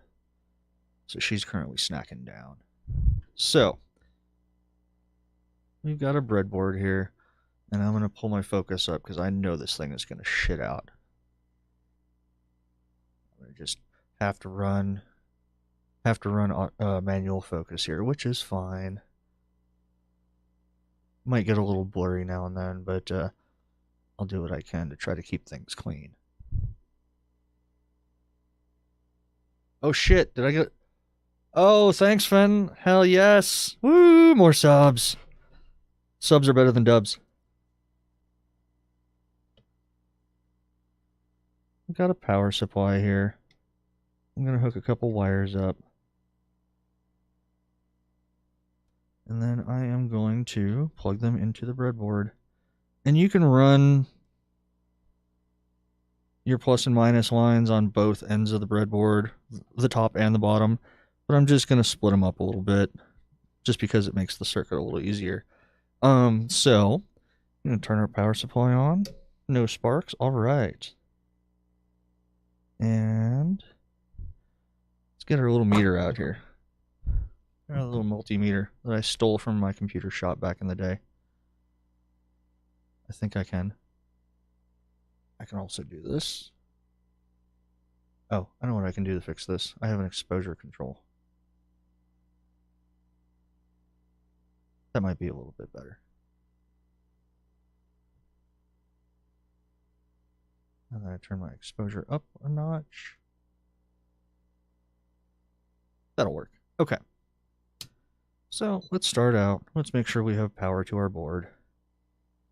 And that's a very nice negative 9.6 because I was a dumbass and had my leads backwards. Exactly. You have to spell it out, otherwise she will hear you. Even though I'm just headphones, she has very good ears. Speaking of ears, ASMR beer crack. Here we go. Good shit. Now, we want to... Let me bump this just a notch. In order to make this amp, we need to pick a transistor. And because I haven't really dug into my parts bin lately... Hey, Petron. Good to see you on. Thanks for joining the fun. We're making transistor circuits today. I'm going to just basically almost pick one at random out of here. Now, I'm going to confess my eyes aren't that good, so I may need to really look at these closely because the markings are extremely, extremely small on them. Because I have the light backed off a little bit.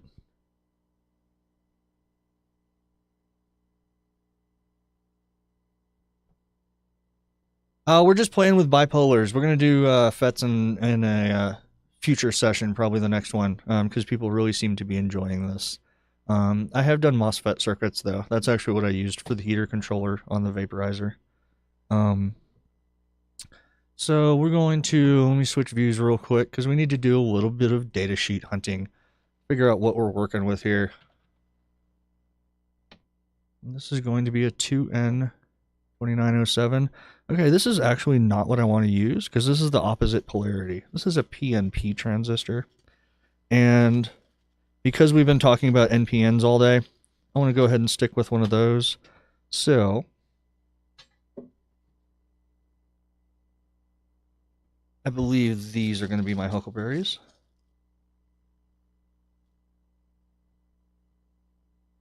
Yeah, I use my magnifier most of the time. Let's get a couple of these out. Tangled up, but that's fine. And here we go, the venerable 2N2222. You can't read it, I know, but that's okay. So we need to look up the data sheet for a 2N2222. And just pick one of the vendors online. That's the plastic, or the metal case one. I think the plastic case one is a PN. It's hard to like type over everything.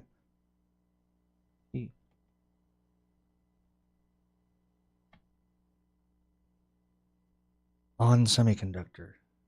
I remember them. Cool. All right. So, in this diagram, you see how it's laid out, and these are kind of D-shaped. It's hard to see, but it's a D-shaped device if you look at it from the top down. So, this shows the pins. Thanks very much. Hell yeah. Yeah, I got my helping hands right there. Cat 5 has been trying to convince me to use it more, and he's actually 100% right. So we have 3 pins here, with the flat side down. 3 is going to be the collector. The collector is the pin in this transistor that is on the high side, we call it. So this is the collector, this is the emitter, and this is the base over here. So we're going to pick a row on the... Wow, my hair's amazing. Nobody said anything. Yes, exactly. They collect, and then they get bus drivers from the secret base, and then the bus emits a bunch of passengers to their jobs down here. So yes, excellent. So we're going to stick this in 3 adjacent holes on the board. Can I ask that much of the camera? I think so.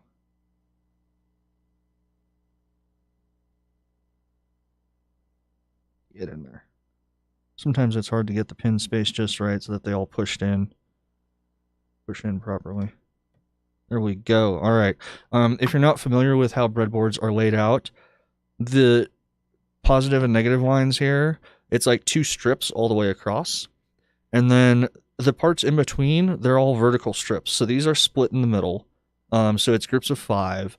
And each vertical strip of 5 is connected with a little metal clip on the underside.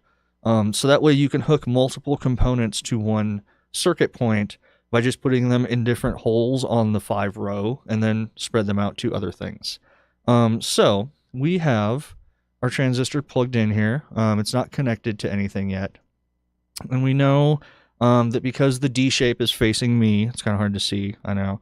I really want like a big honkin' macro camera. That's probably going to be the first thing I buy with my Twitch funds.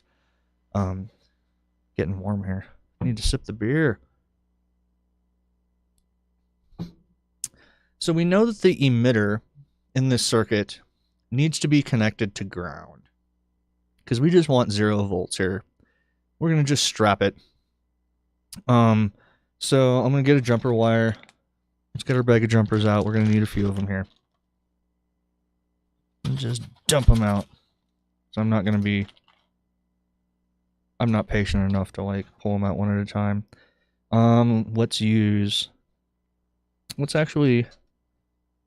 Can we stick with our color code? Yeah, I got a nice short green one here. So the emitter is the left-hand pin here. So we're going to connect this with our green wire. Did I use green in here? Yes. To ground. All right. So now we have our reference, basically. This is what the transistor is using for a reference for where this current's going to flow and so on. And the next thing we're going to have to do is we're going to have to figure out our load. What are we going to be driving with this? And I think it would be a pretty good idea to just use a red LED. Don't you? So what we're going to do is we're going to take our LED, and we're going to pick a couple of other rows on the circuit, on the breadboard. We're going to hang out over here. So now LEDs only transmit current in one direction. Fortunately, I have a bunch of red wires here. Are they all like 9 feet long? No, here's a short one. So in our light bulb circuit, let's pretend that this is not the speaker circuit, that it's the light bulb circuit. Nuke that out. One side of it, which is going to have to be the positive side, is going to be connected to our plus side of our power supply. So we're going to take a red jumper here. So there we go. This LED now has 12 volts going to the positive side of the circuit. So we're getting there. Now what we need to do, we're going to just set up kind of the infrastructure, and then we're going to play with the base. So we need to connect the LED to the collector of the transistor. You say hook up a wire, but no, you can't. Because if you think about it, if this transistor is in full saturation mode, this is only 1 volt here. There you go. Text tool. Let's say 1 volt. And we're actually, because I wanted to run a little bit lower voltage here because the math's a little bit easier. This is actually 10 volts. Now, we start to think about voltage drop and how much you need to dissipate. I guess that's not 12 anymore, that's 10. So in order to pass current through this, we need to pass enough current to light the LED and not enough that it's going to blow it up. Right now, if we were to just turn this on full tilt, we would have 9 volts of difference between the turned on transistor and the plus rail of the voltage. So we're going to need one more component in here. And I'm going to grab my pencil and draw, because we're going to need a resistor. No, you're good. You're good. Mom jokes are fine. This is a trashy channel. We're a bunch of dirtbags here. Just like, just basically collectively tripping over our dicks trying to learn electronics. So it's all good. So let's talk about this resistor here. How big does it have to be? Well, we need to find out a couple things. Now, one thing to keep in mind with LEDs is like transistors, they're semiconductors, and they have a fixed voltage drop when they're turned on. LED voltage drop. And we're going to come up with a chart, probably. This will work just fine. So different color LEDs drop different amounts of voltage. We're playing with a red one, and we'll ballpark this. And I want to flow about 10 milliamps through here. And this chart's telling me that the voltage drop across the LED is going to be about 1.3 volts or so when it is lit with 10 milliamps of current. We'll just check this other one, 10 milliamps, a volt and a half. We'll say 1.5 volts is about what it's going to drop. And that should work reasonably well. So let's go back to the paint. And we're going to draw. So the top side of this resistor here is going to be 8.5 volts. So now we can figure out how big this resistor has to be. Because the difference is going to be 7.5 volts. And we know we want about 10 milliamps or 10 thousandths of an amp to flow through here. So let's nuke out some of our math. And then calculate for this real live circuit that we're about to do. So I equals 7.5 divided by 0.01. You always use volts and full amps for these circuits. You can also use millivolts and milliamps and stuff like that if you know the corrections and all that. But it's easier that 1 amp equals 1 volt flowing through 1 ohm. Just use that as the basic reference here. Pulling up calculator again. 7.5 divided by 0.01. So this resistor has to be about 750 ohms. And that way the collector side of the circuit will flow properly. We'll have 10 milliamps coming through the LED and through the resistor and through the transistor, and then going to ground. So we're going to look in our bin and see. It's kind of a close approximation. My resistors are actually in terrible state of organization right now. So I'm going to just find closest match. Usually 5 or 10% in these types of situations are close enough. So I'm going to see what I have here. I do have them sorted by decades. So maybe I'll get lucky here. There's 75 ohms. 560 ohms. The smaller the resistor, the more current it's going to flow. And that's okay.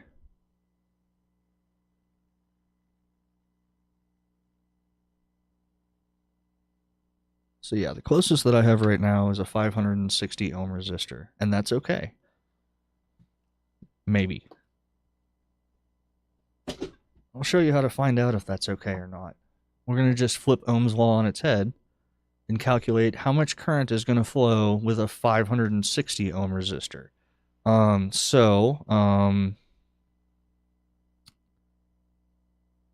What's it going to be? R equals VI. Yeah, that's right. Actually, I want to solve for I, so we do the same thing. I did that backwards. I used the wrong numbers or the wrong variables, but that's still right. 60. So bad with numeric keypads. Also, I'm on camera, and anybody that knows if you've ever tried to do any sort of typing on camera or anything, 7.5 times I. Is that right? Yeah. Okay. So we divide both sides by 7.5. 560. 7.5 equals I. Is that right? That can't be right. Let's go back to the Ohm's law.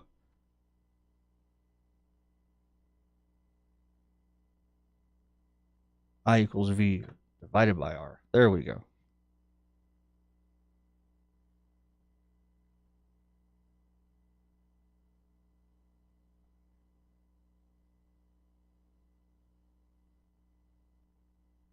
Too many tabs. I need a separate computer for this. So I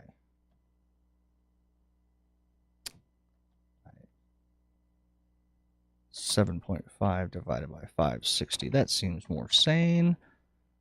And then, yeah, I'm going to put a separate machine up, and it's going to be my stream box pretty soon here.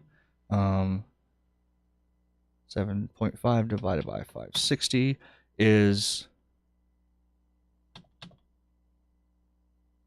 0.013 amps, or 13 milliamps. So there's going to be a little bit more current flowing through here. The LED is going to be a little bit brighter, but we're still within range. I mean, most LEDs, if we just look at our chart ballparking here, they generally will be fine doing at least 20 to 40 milliamps of flow. It's going to get way hotter up there, but at these low currents, it's not going to matter much either way. So we're going to put this resistor between the negative side of the LED and then between the collector, which is the far right pin on the transistor. So a little bit of lead shaping in place here. Get them spaced reasonably good. One side goes to the collector, and the other side goes to the negative terminal of the LED.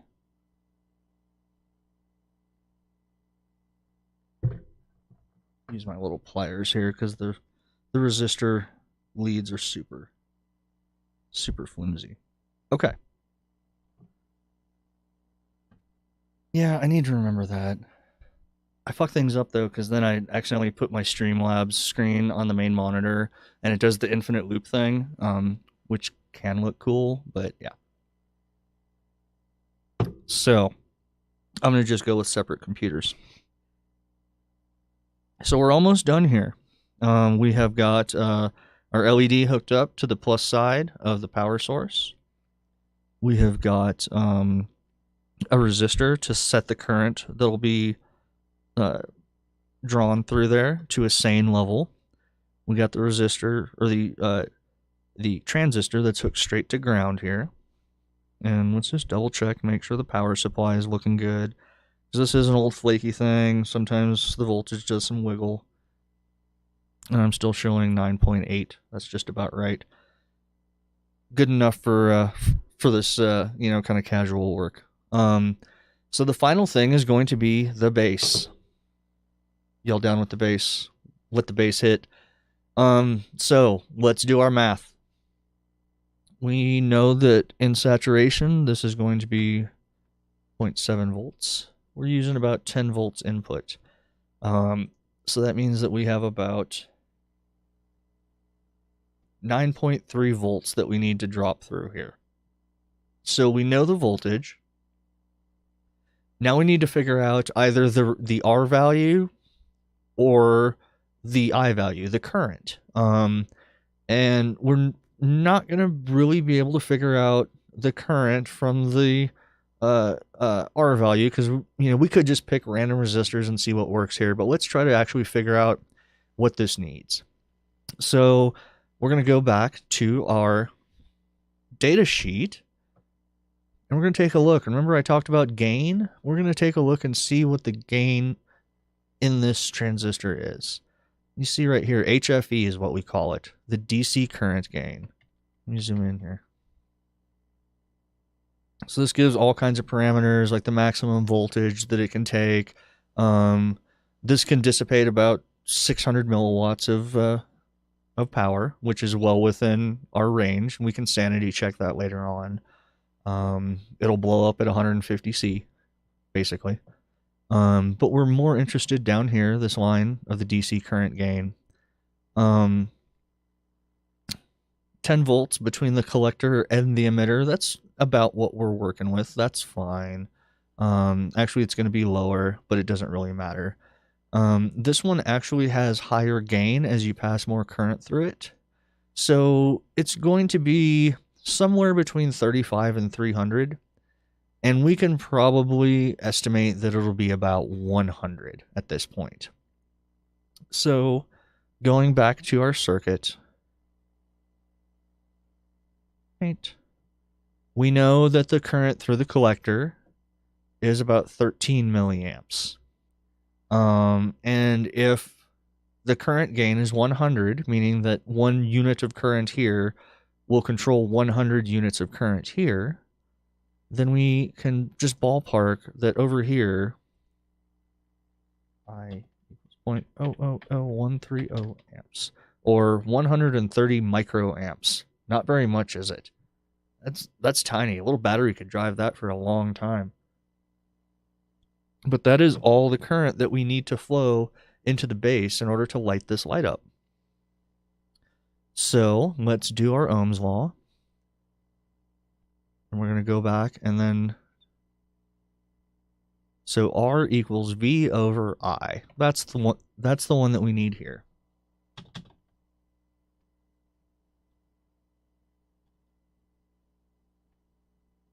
And handy dandy calculator. 9.3 divided by 0.00013. 71,000 ohms ballpark.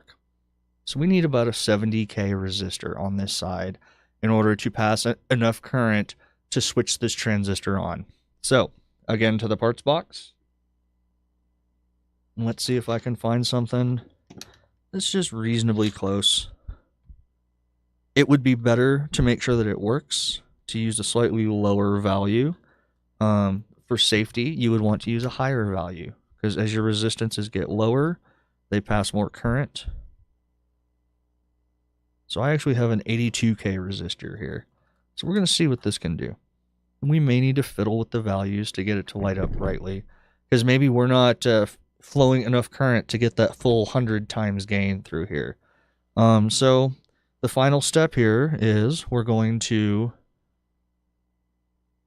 take that middle pin, that's the base of our transistor, and make sure parallax doesn't fuck me here.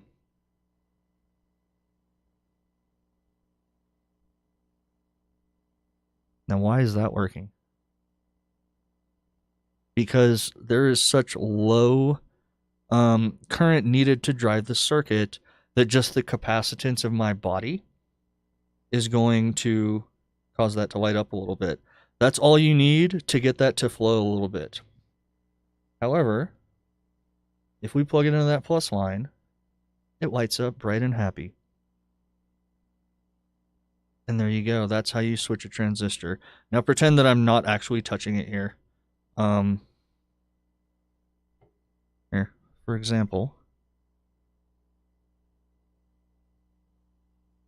you can see it really turn on and off dramatically when I'm not touching it, because my hand capacitance is not storing much electricity here. The pliers still are a little bit, but this is a very efficient amplifier. I'm just doing a little bit of input. So let's take a look at how much current is flowing on the different sides of this. And with that, we can use our meter. Let me zoom it out a little bit. I don't know if this is going to even register the low levels of current that we're working with here. Need that port. Yeah. This thing screams if you have the pins plugged into the wrong port. So we want to see how much current is, sorry about that, how much current is flowing into the base. And so we broke the circuit between the power supply and the base, and then we're going to insert the meter in line.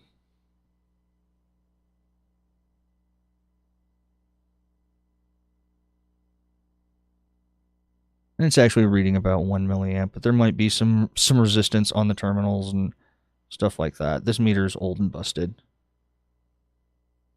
And that's not like it being flaky there, it's just bad contact. Because this is so sensitive, so it's flowing about 1 milliamp there. And actually there it is, in a steady state, 0.03 milliamps. So it's not too far off. So imagine you had 100 of these LEDs in parallel. And so you had 10 milliamps times, 50 or 100 or whatever. You're talking about an amp of current that you have to control. Say you don't want to run that through a high-powered switch. Say you want to control it with like an Arduino or something, which can only provide 10 or 15 milliamps of current out of one of its control pins. You would hook all the LEDs in parallel, just like the circuit, except you'd have like a dozen of them or 100 of them and the proper resistor. You'd have to calculate your current and say, okay, I got 100 LEDs. They're each pulling 10 milliamps. That means that I have 1 amp of current. And then you do the math here to figure out what this resistor has to be to pass 1 amp and change that. And that way you have 1 amp of load that you're controlling with like one little Arduino pin. And you can turn them on and off with a computer then. So it's a current amplifier. It lets you use small currents, as you could see with just my hand capacitance, to control larger currents. And that's really why they're important. Also because you can have one transistor drive another, or you can have it drive 100 transistors. Because it can provide much more current than it needs to switch. You can have one transistor controlling 100 other transistors farther down the line and have a 2-stage setup. And you can have one tiny little input and it's switching a whole bunch of transistors. And that's the basic for like how CPUs get so complex and why they need to dissipate power. And yeah, I don't know if we can get into creating an amplifier. I'd really like to do a little Class A amplifier, maybe in the next session. But we'll make a little tiny audio amplifier. I need to like tear open an old transistor radio or something and get a little tiny speaker. And then we'll build an amp on the next class, I think. Yeah, exactly. Like there's not much point to this except for the fact that you can start to see how such a tiny current through this, like that's less than 1 milliamp. That's like 1/30th of 1 milliamp right now, flowing through this resistor is actually controlling this resistor. And we can absolutely look at the current that the LED is drawing with the same tactic. We break the circuit here. And then the plus side of the meter, it's in current mode, so it's measuring current, not voltage. Goes to the power supply, and the negative side goes to that. And that's actually over limit. So I've got to go to my 40 milliamp range. That makes sense, because at that point, the meter was set to read a max of 4 milliamps. So this is in amps. And that's totally not true. It's not flowing 13 amps. There it is. Now it's scaled to milliamps. So look at that. It's flowing right around 13 thousandths of an amp right there. And that's exactly where we expected it to be with this resistor. So take a look at a couple of the other points. I'm going to put this back into voltage mode on my meter, and we're going to just look at the voltages on the different pins. We always use ground. And then let's take a look at the low side, so the negative terminal of the LED here.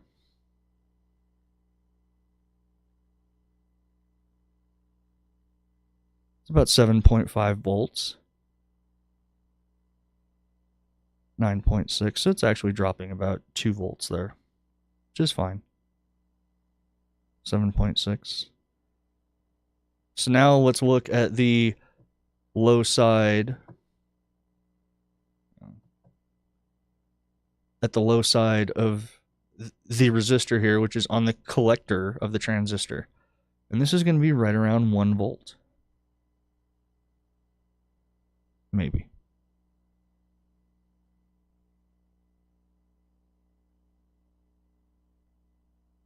Oh, it would help.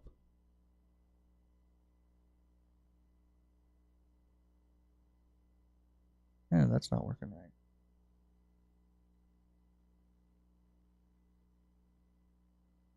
I think I got a loose wire somewhere.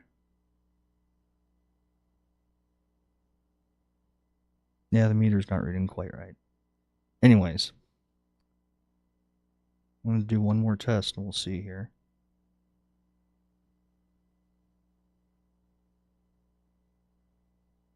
There you can see that the base of the transistor, this is between ground and that blue base wire. That's right around 0.7, 0.75 volts. That's exactly where we want it. So at this point, I'm feeling a little bit of heat off that dropping resistor. This one right here. It's getting a little warm. Nothing too much. We can calculate how much heat it's got to dissipate because a resistor has to dump 100% of its current voltage drop as heat. So we know we have about 7.5 volts times 0.013.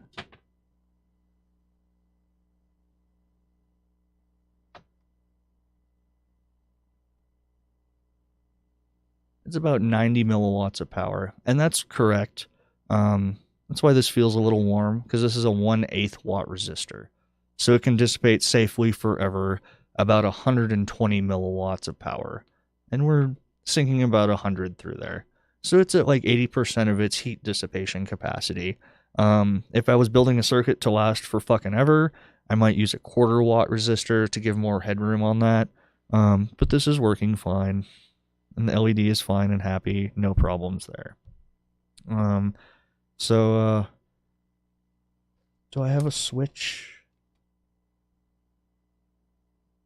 I do, but not any with wires soldered up. But I could have a little push button on this to complete the circuit over here and turn the light on and off, so on, stuff like that. But this is a transistor switched circuit, and that's pretty much the simplest setup that you can possibly get.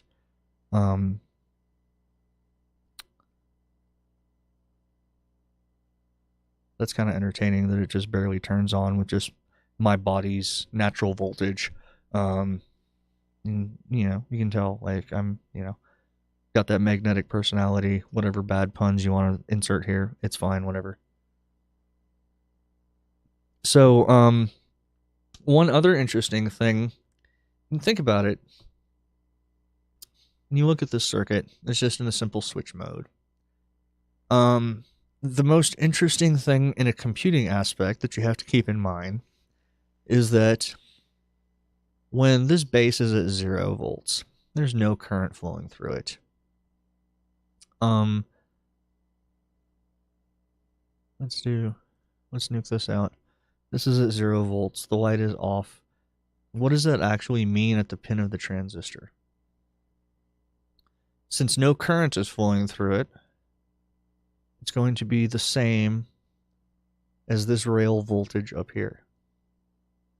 Because if current is 0, then it doesn't matter what your resistance is, your voltage is also going to be 0. The difference, you got to think about differences with all this stuff.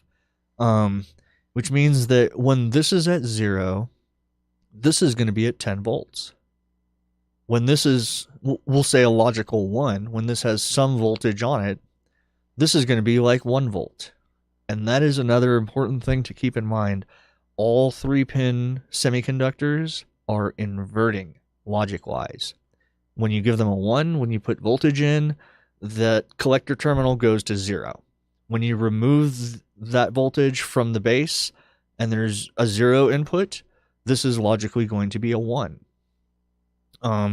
So sometimes you may need the same kind of orientation of a signal. And so what you can do is you can just daisy chain 2 transistors, and you would use like the NPN here with not pointing in, and then to invert that again, you can just put another transistor here and connect the base to this terminal here, have a little resistor in line, and that'll do a second inversion, which means that your logic is the same as the input. So that's very important when you're building circuits to keep in mind. If you need things not inverted, you need to do 2 stages. Thanks, Burge. Appreciate you hanging out. We'll probably go just for a few more minutes anyways. Yeah, this one is pretty academic. This is pretty, kind of weird and propeller head, but we have the basics of what the transistor is trying to do and the little current model and stuff like that. But yeah, like as I was talking about, like they are inverters, or not gates. I guess you could kind of consider them not gates. So if you need to not invert a logic signal with these switches, you need 2 stages of transistors, barring some really weird configurations. For example, when I was making the vaporizer, I had a large transistor that was turning 12 volts on and off. So imagine that this light bulb here was actually the heater coil of my vaporizer, and I kept one side hooked up to the plus line. It was actually 12 volts. And then the other side, I basically turned on and off very quickly. And the amount that I turned it on and off would vary depending on how much heating I want. And it's kind of a linear thing. If you turn it on for 10% of the time, it's about 10% heater power. If you turn it on for 100%, it's running as hard as it can go. So I had a large transistor, PWM. So I did 31 hertz PWM, so 31 times a second. This transistor would turn on and off, connecting the circuit, making it actually flow current through the heater. And the duration of time that I turned it on for each one of those, 31 cycles per second was what I was controlling for how much I actually wanted heat out of it. So I'd turn it on for half the time if I wanted, like a 50% heater, or I'd turn it on 90 if I wanted 90% of the heater. So at like extremes, it was basically turned on almost all the time. I never let it run to 100. I put a 95% limit on it just for safety reasons. But in order to do that, I needed to put another transistor in front of it to drive that bigger one. Because the single pin of the Arduino didn't have enough current. 2 problems. It didn't have enough current to drive the big transistor that I used for that vaporizer heater control, because I needed like a big ass transistor for that, big old MOSFET. And that MOSFET didn't have as much gain, like we were talking about, like one unit of current would control 100 units of current through that collector pin. The big old transistor that I was using for the vaporizer heater only had a current gain of about 20 or 30.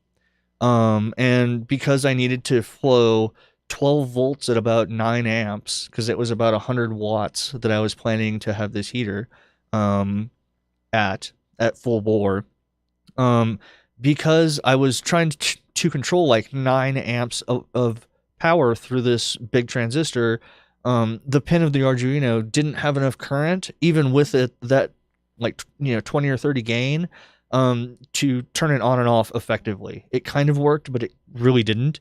So I had to put another transistor in between my control line that was turning on and off really rapidly and that big transistor. That little transistor had like 100 gain. So I then had a gain of like 3,000 on it, and it was easily controllable. Like I was controlling 10 amps of heater, like basically flipping a light switch on with a full bore. It's about like a car headlight's worth of power, with one tiny digital logic signal, and it was clean and it worked great. So sometimes you need to cascade amps.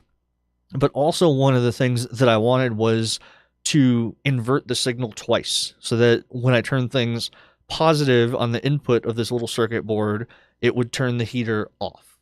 And I did that for like a safety check reason, basically. So yeah, that was a 2-stage driver. I had a big MOSFET with a heat sink that was actually controlling the heater. And then I had another smaller transistor, just basically one of these little guys. I think I even used a quad 2, to drive that larger transistor. So that's, kind of, some of the concepts you got to think about is the logic inversion and cascading gain stages and stuff. And with digital signals, you don't need to worry about controlling the gain. You just want as much as possible generally. But once we get into an analog amp, probably on the next stream, We're going to talk about like negative feedback and how do we make a transistor have less than its maximum gain. And you might think that that's a stupid, dumb idea, but there are really important reasons why you might do that. So we can talk about negative feedback and stuff a little bit, further on. But gosh, I've had a ton of fun on this one. I love playing with these things, and I haven't really had much of a reason to fuck with them lately. But this is an excellent excuse. So there we go. Our little current amplifier driving an LED. It's very simple. This is, as far as I can tell, the simplest circuit that you can make with a transistor that'll work. Fucking rip Keith Flint. Oh my gosh, the fire starter. Oh, so depressing, so sad. Oh, amazing music, and I've been listening to Prodigy for the past couple days. So yeah, fucking hell. Pour one out for a real one. No, this is my cold beer. I'm not pouring it out, but yeah, metaphorically pouring it out for one of the greats. Yeah, so let's go ahead and wrap it up on that. I think I'm all talked out because I got excited over these, and I think that I'm gonna piece some parts together. And our next session, we're gonna make a tiny little audio amplifier, and I think that's gonna be a whole bunch of fun because we can make a speaker make some noises, and we might play a little bit of Prodigy through it just to test. I mean, you got to test, right? So yeah, let's go ahead and call it. I'm gonna enjoy my beer and go pet a Nargle because she's giving me face over there. She got fed, but now she wants attention. So we'll go ahead and wrap up the Mattyzcast for the night. Thanks everybody for hanging out. I had a bunch of fun talking transistors on this one. We will continue on this if y'all enjoy it, and I'll continue to go through the fundamentals of electricity and electronics, and we will get things more and more complex, and then we will eventually be building some badass shit. So thanks for the subs, thanks for the bits, the follows, all of that. I really appreciate it. If you're new to the stream and you don't know, 100% of the money that I make off the stream gets rolled back in so I can buy more resistors and broken shit to fix on the stream and all sorts of stuff. So it's not going into my pocket, it's going right back into the Zcast, so don't be shy about throwing me a sub or some bits. So yeah, we will see everybody in 45 hours and 39 minutes. We'll be back on at 7 p.m. Thursday night. That's 0200 Friday morning UTC. If you don't know how to convert UTC to local, find out because you're going to need it to hang out on the Mattyzcast. As you might have guessed, I'm Matty Zed, and I'd like to thank everybody for hanging out. I had a wonderful time tonight, and we will continue our experimentation, and maybe next time we'll just blow up a transistor and see what that looks like. That's fun, too. So tune in a couple days for more chaos, death, and destruction, and hopefully a little bit of learning. This is Mattyzcast number 11. We really got some momentum now, so I love it. I love all you guys tuning in every session. Let's keep it up and keep momentum. Tell your friends if they want to, hop in and have fun. Everybody's welcome. No question is too stupid. Yeah, from Matty Zed here at the Mattyzcast. I'm going to wish y'all 73 and good night.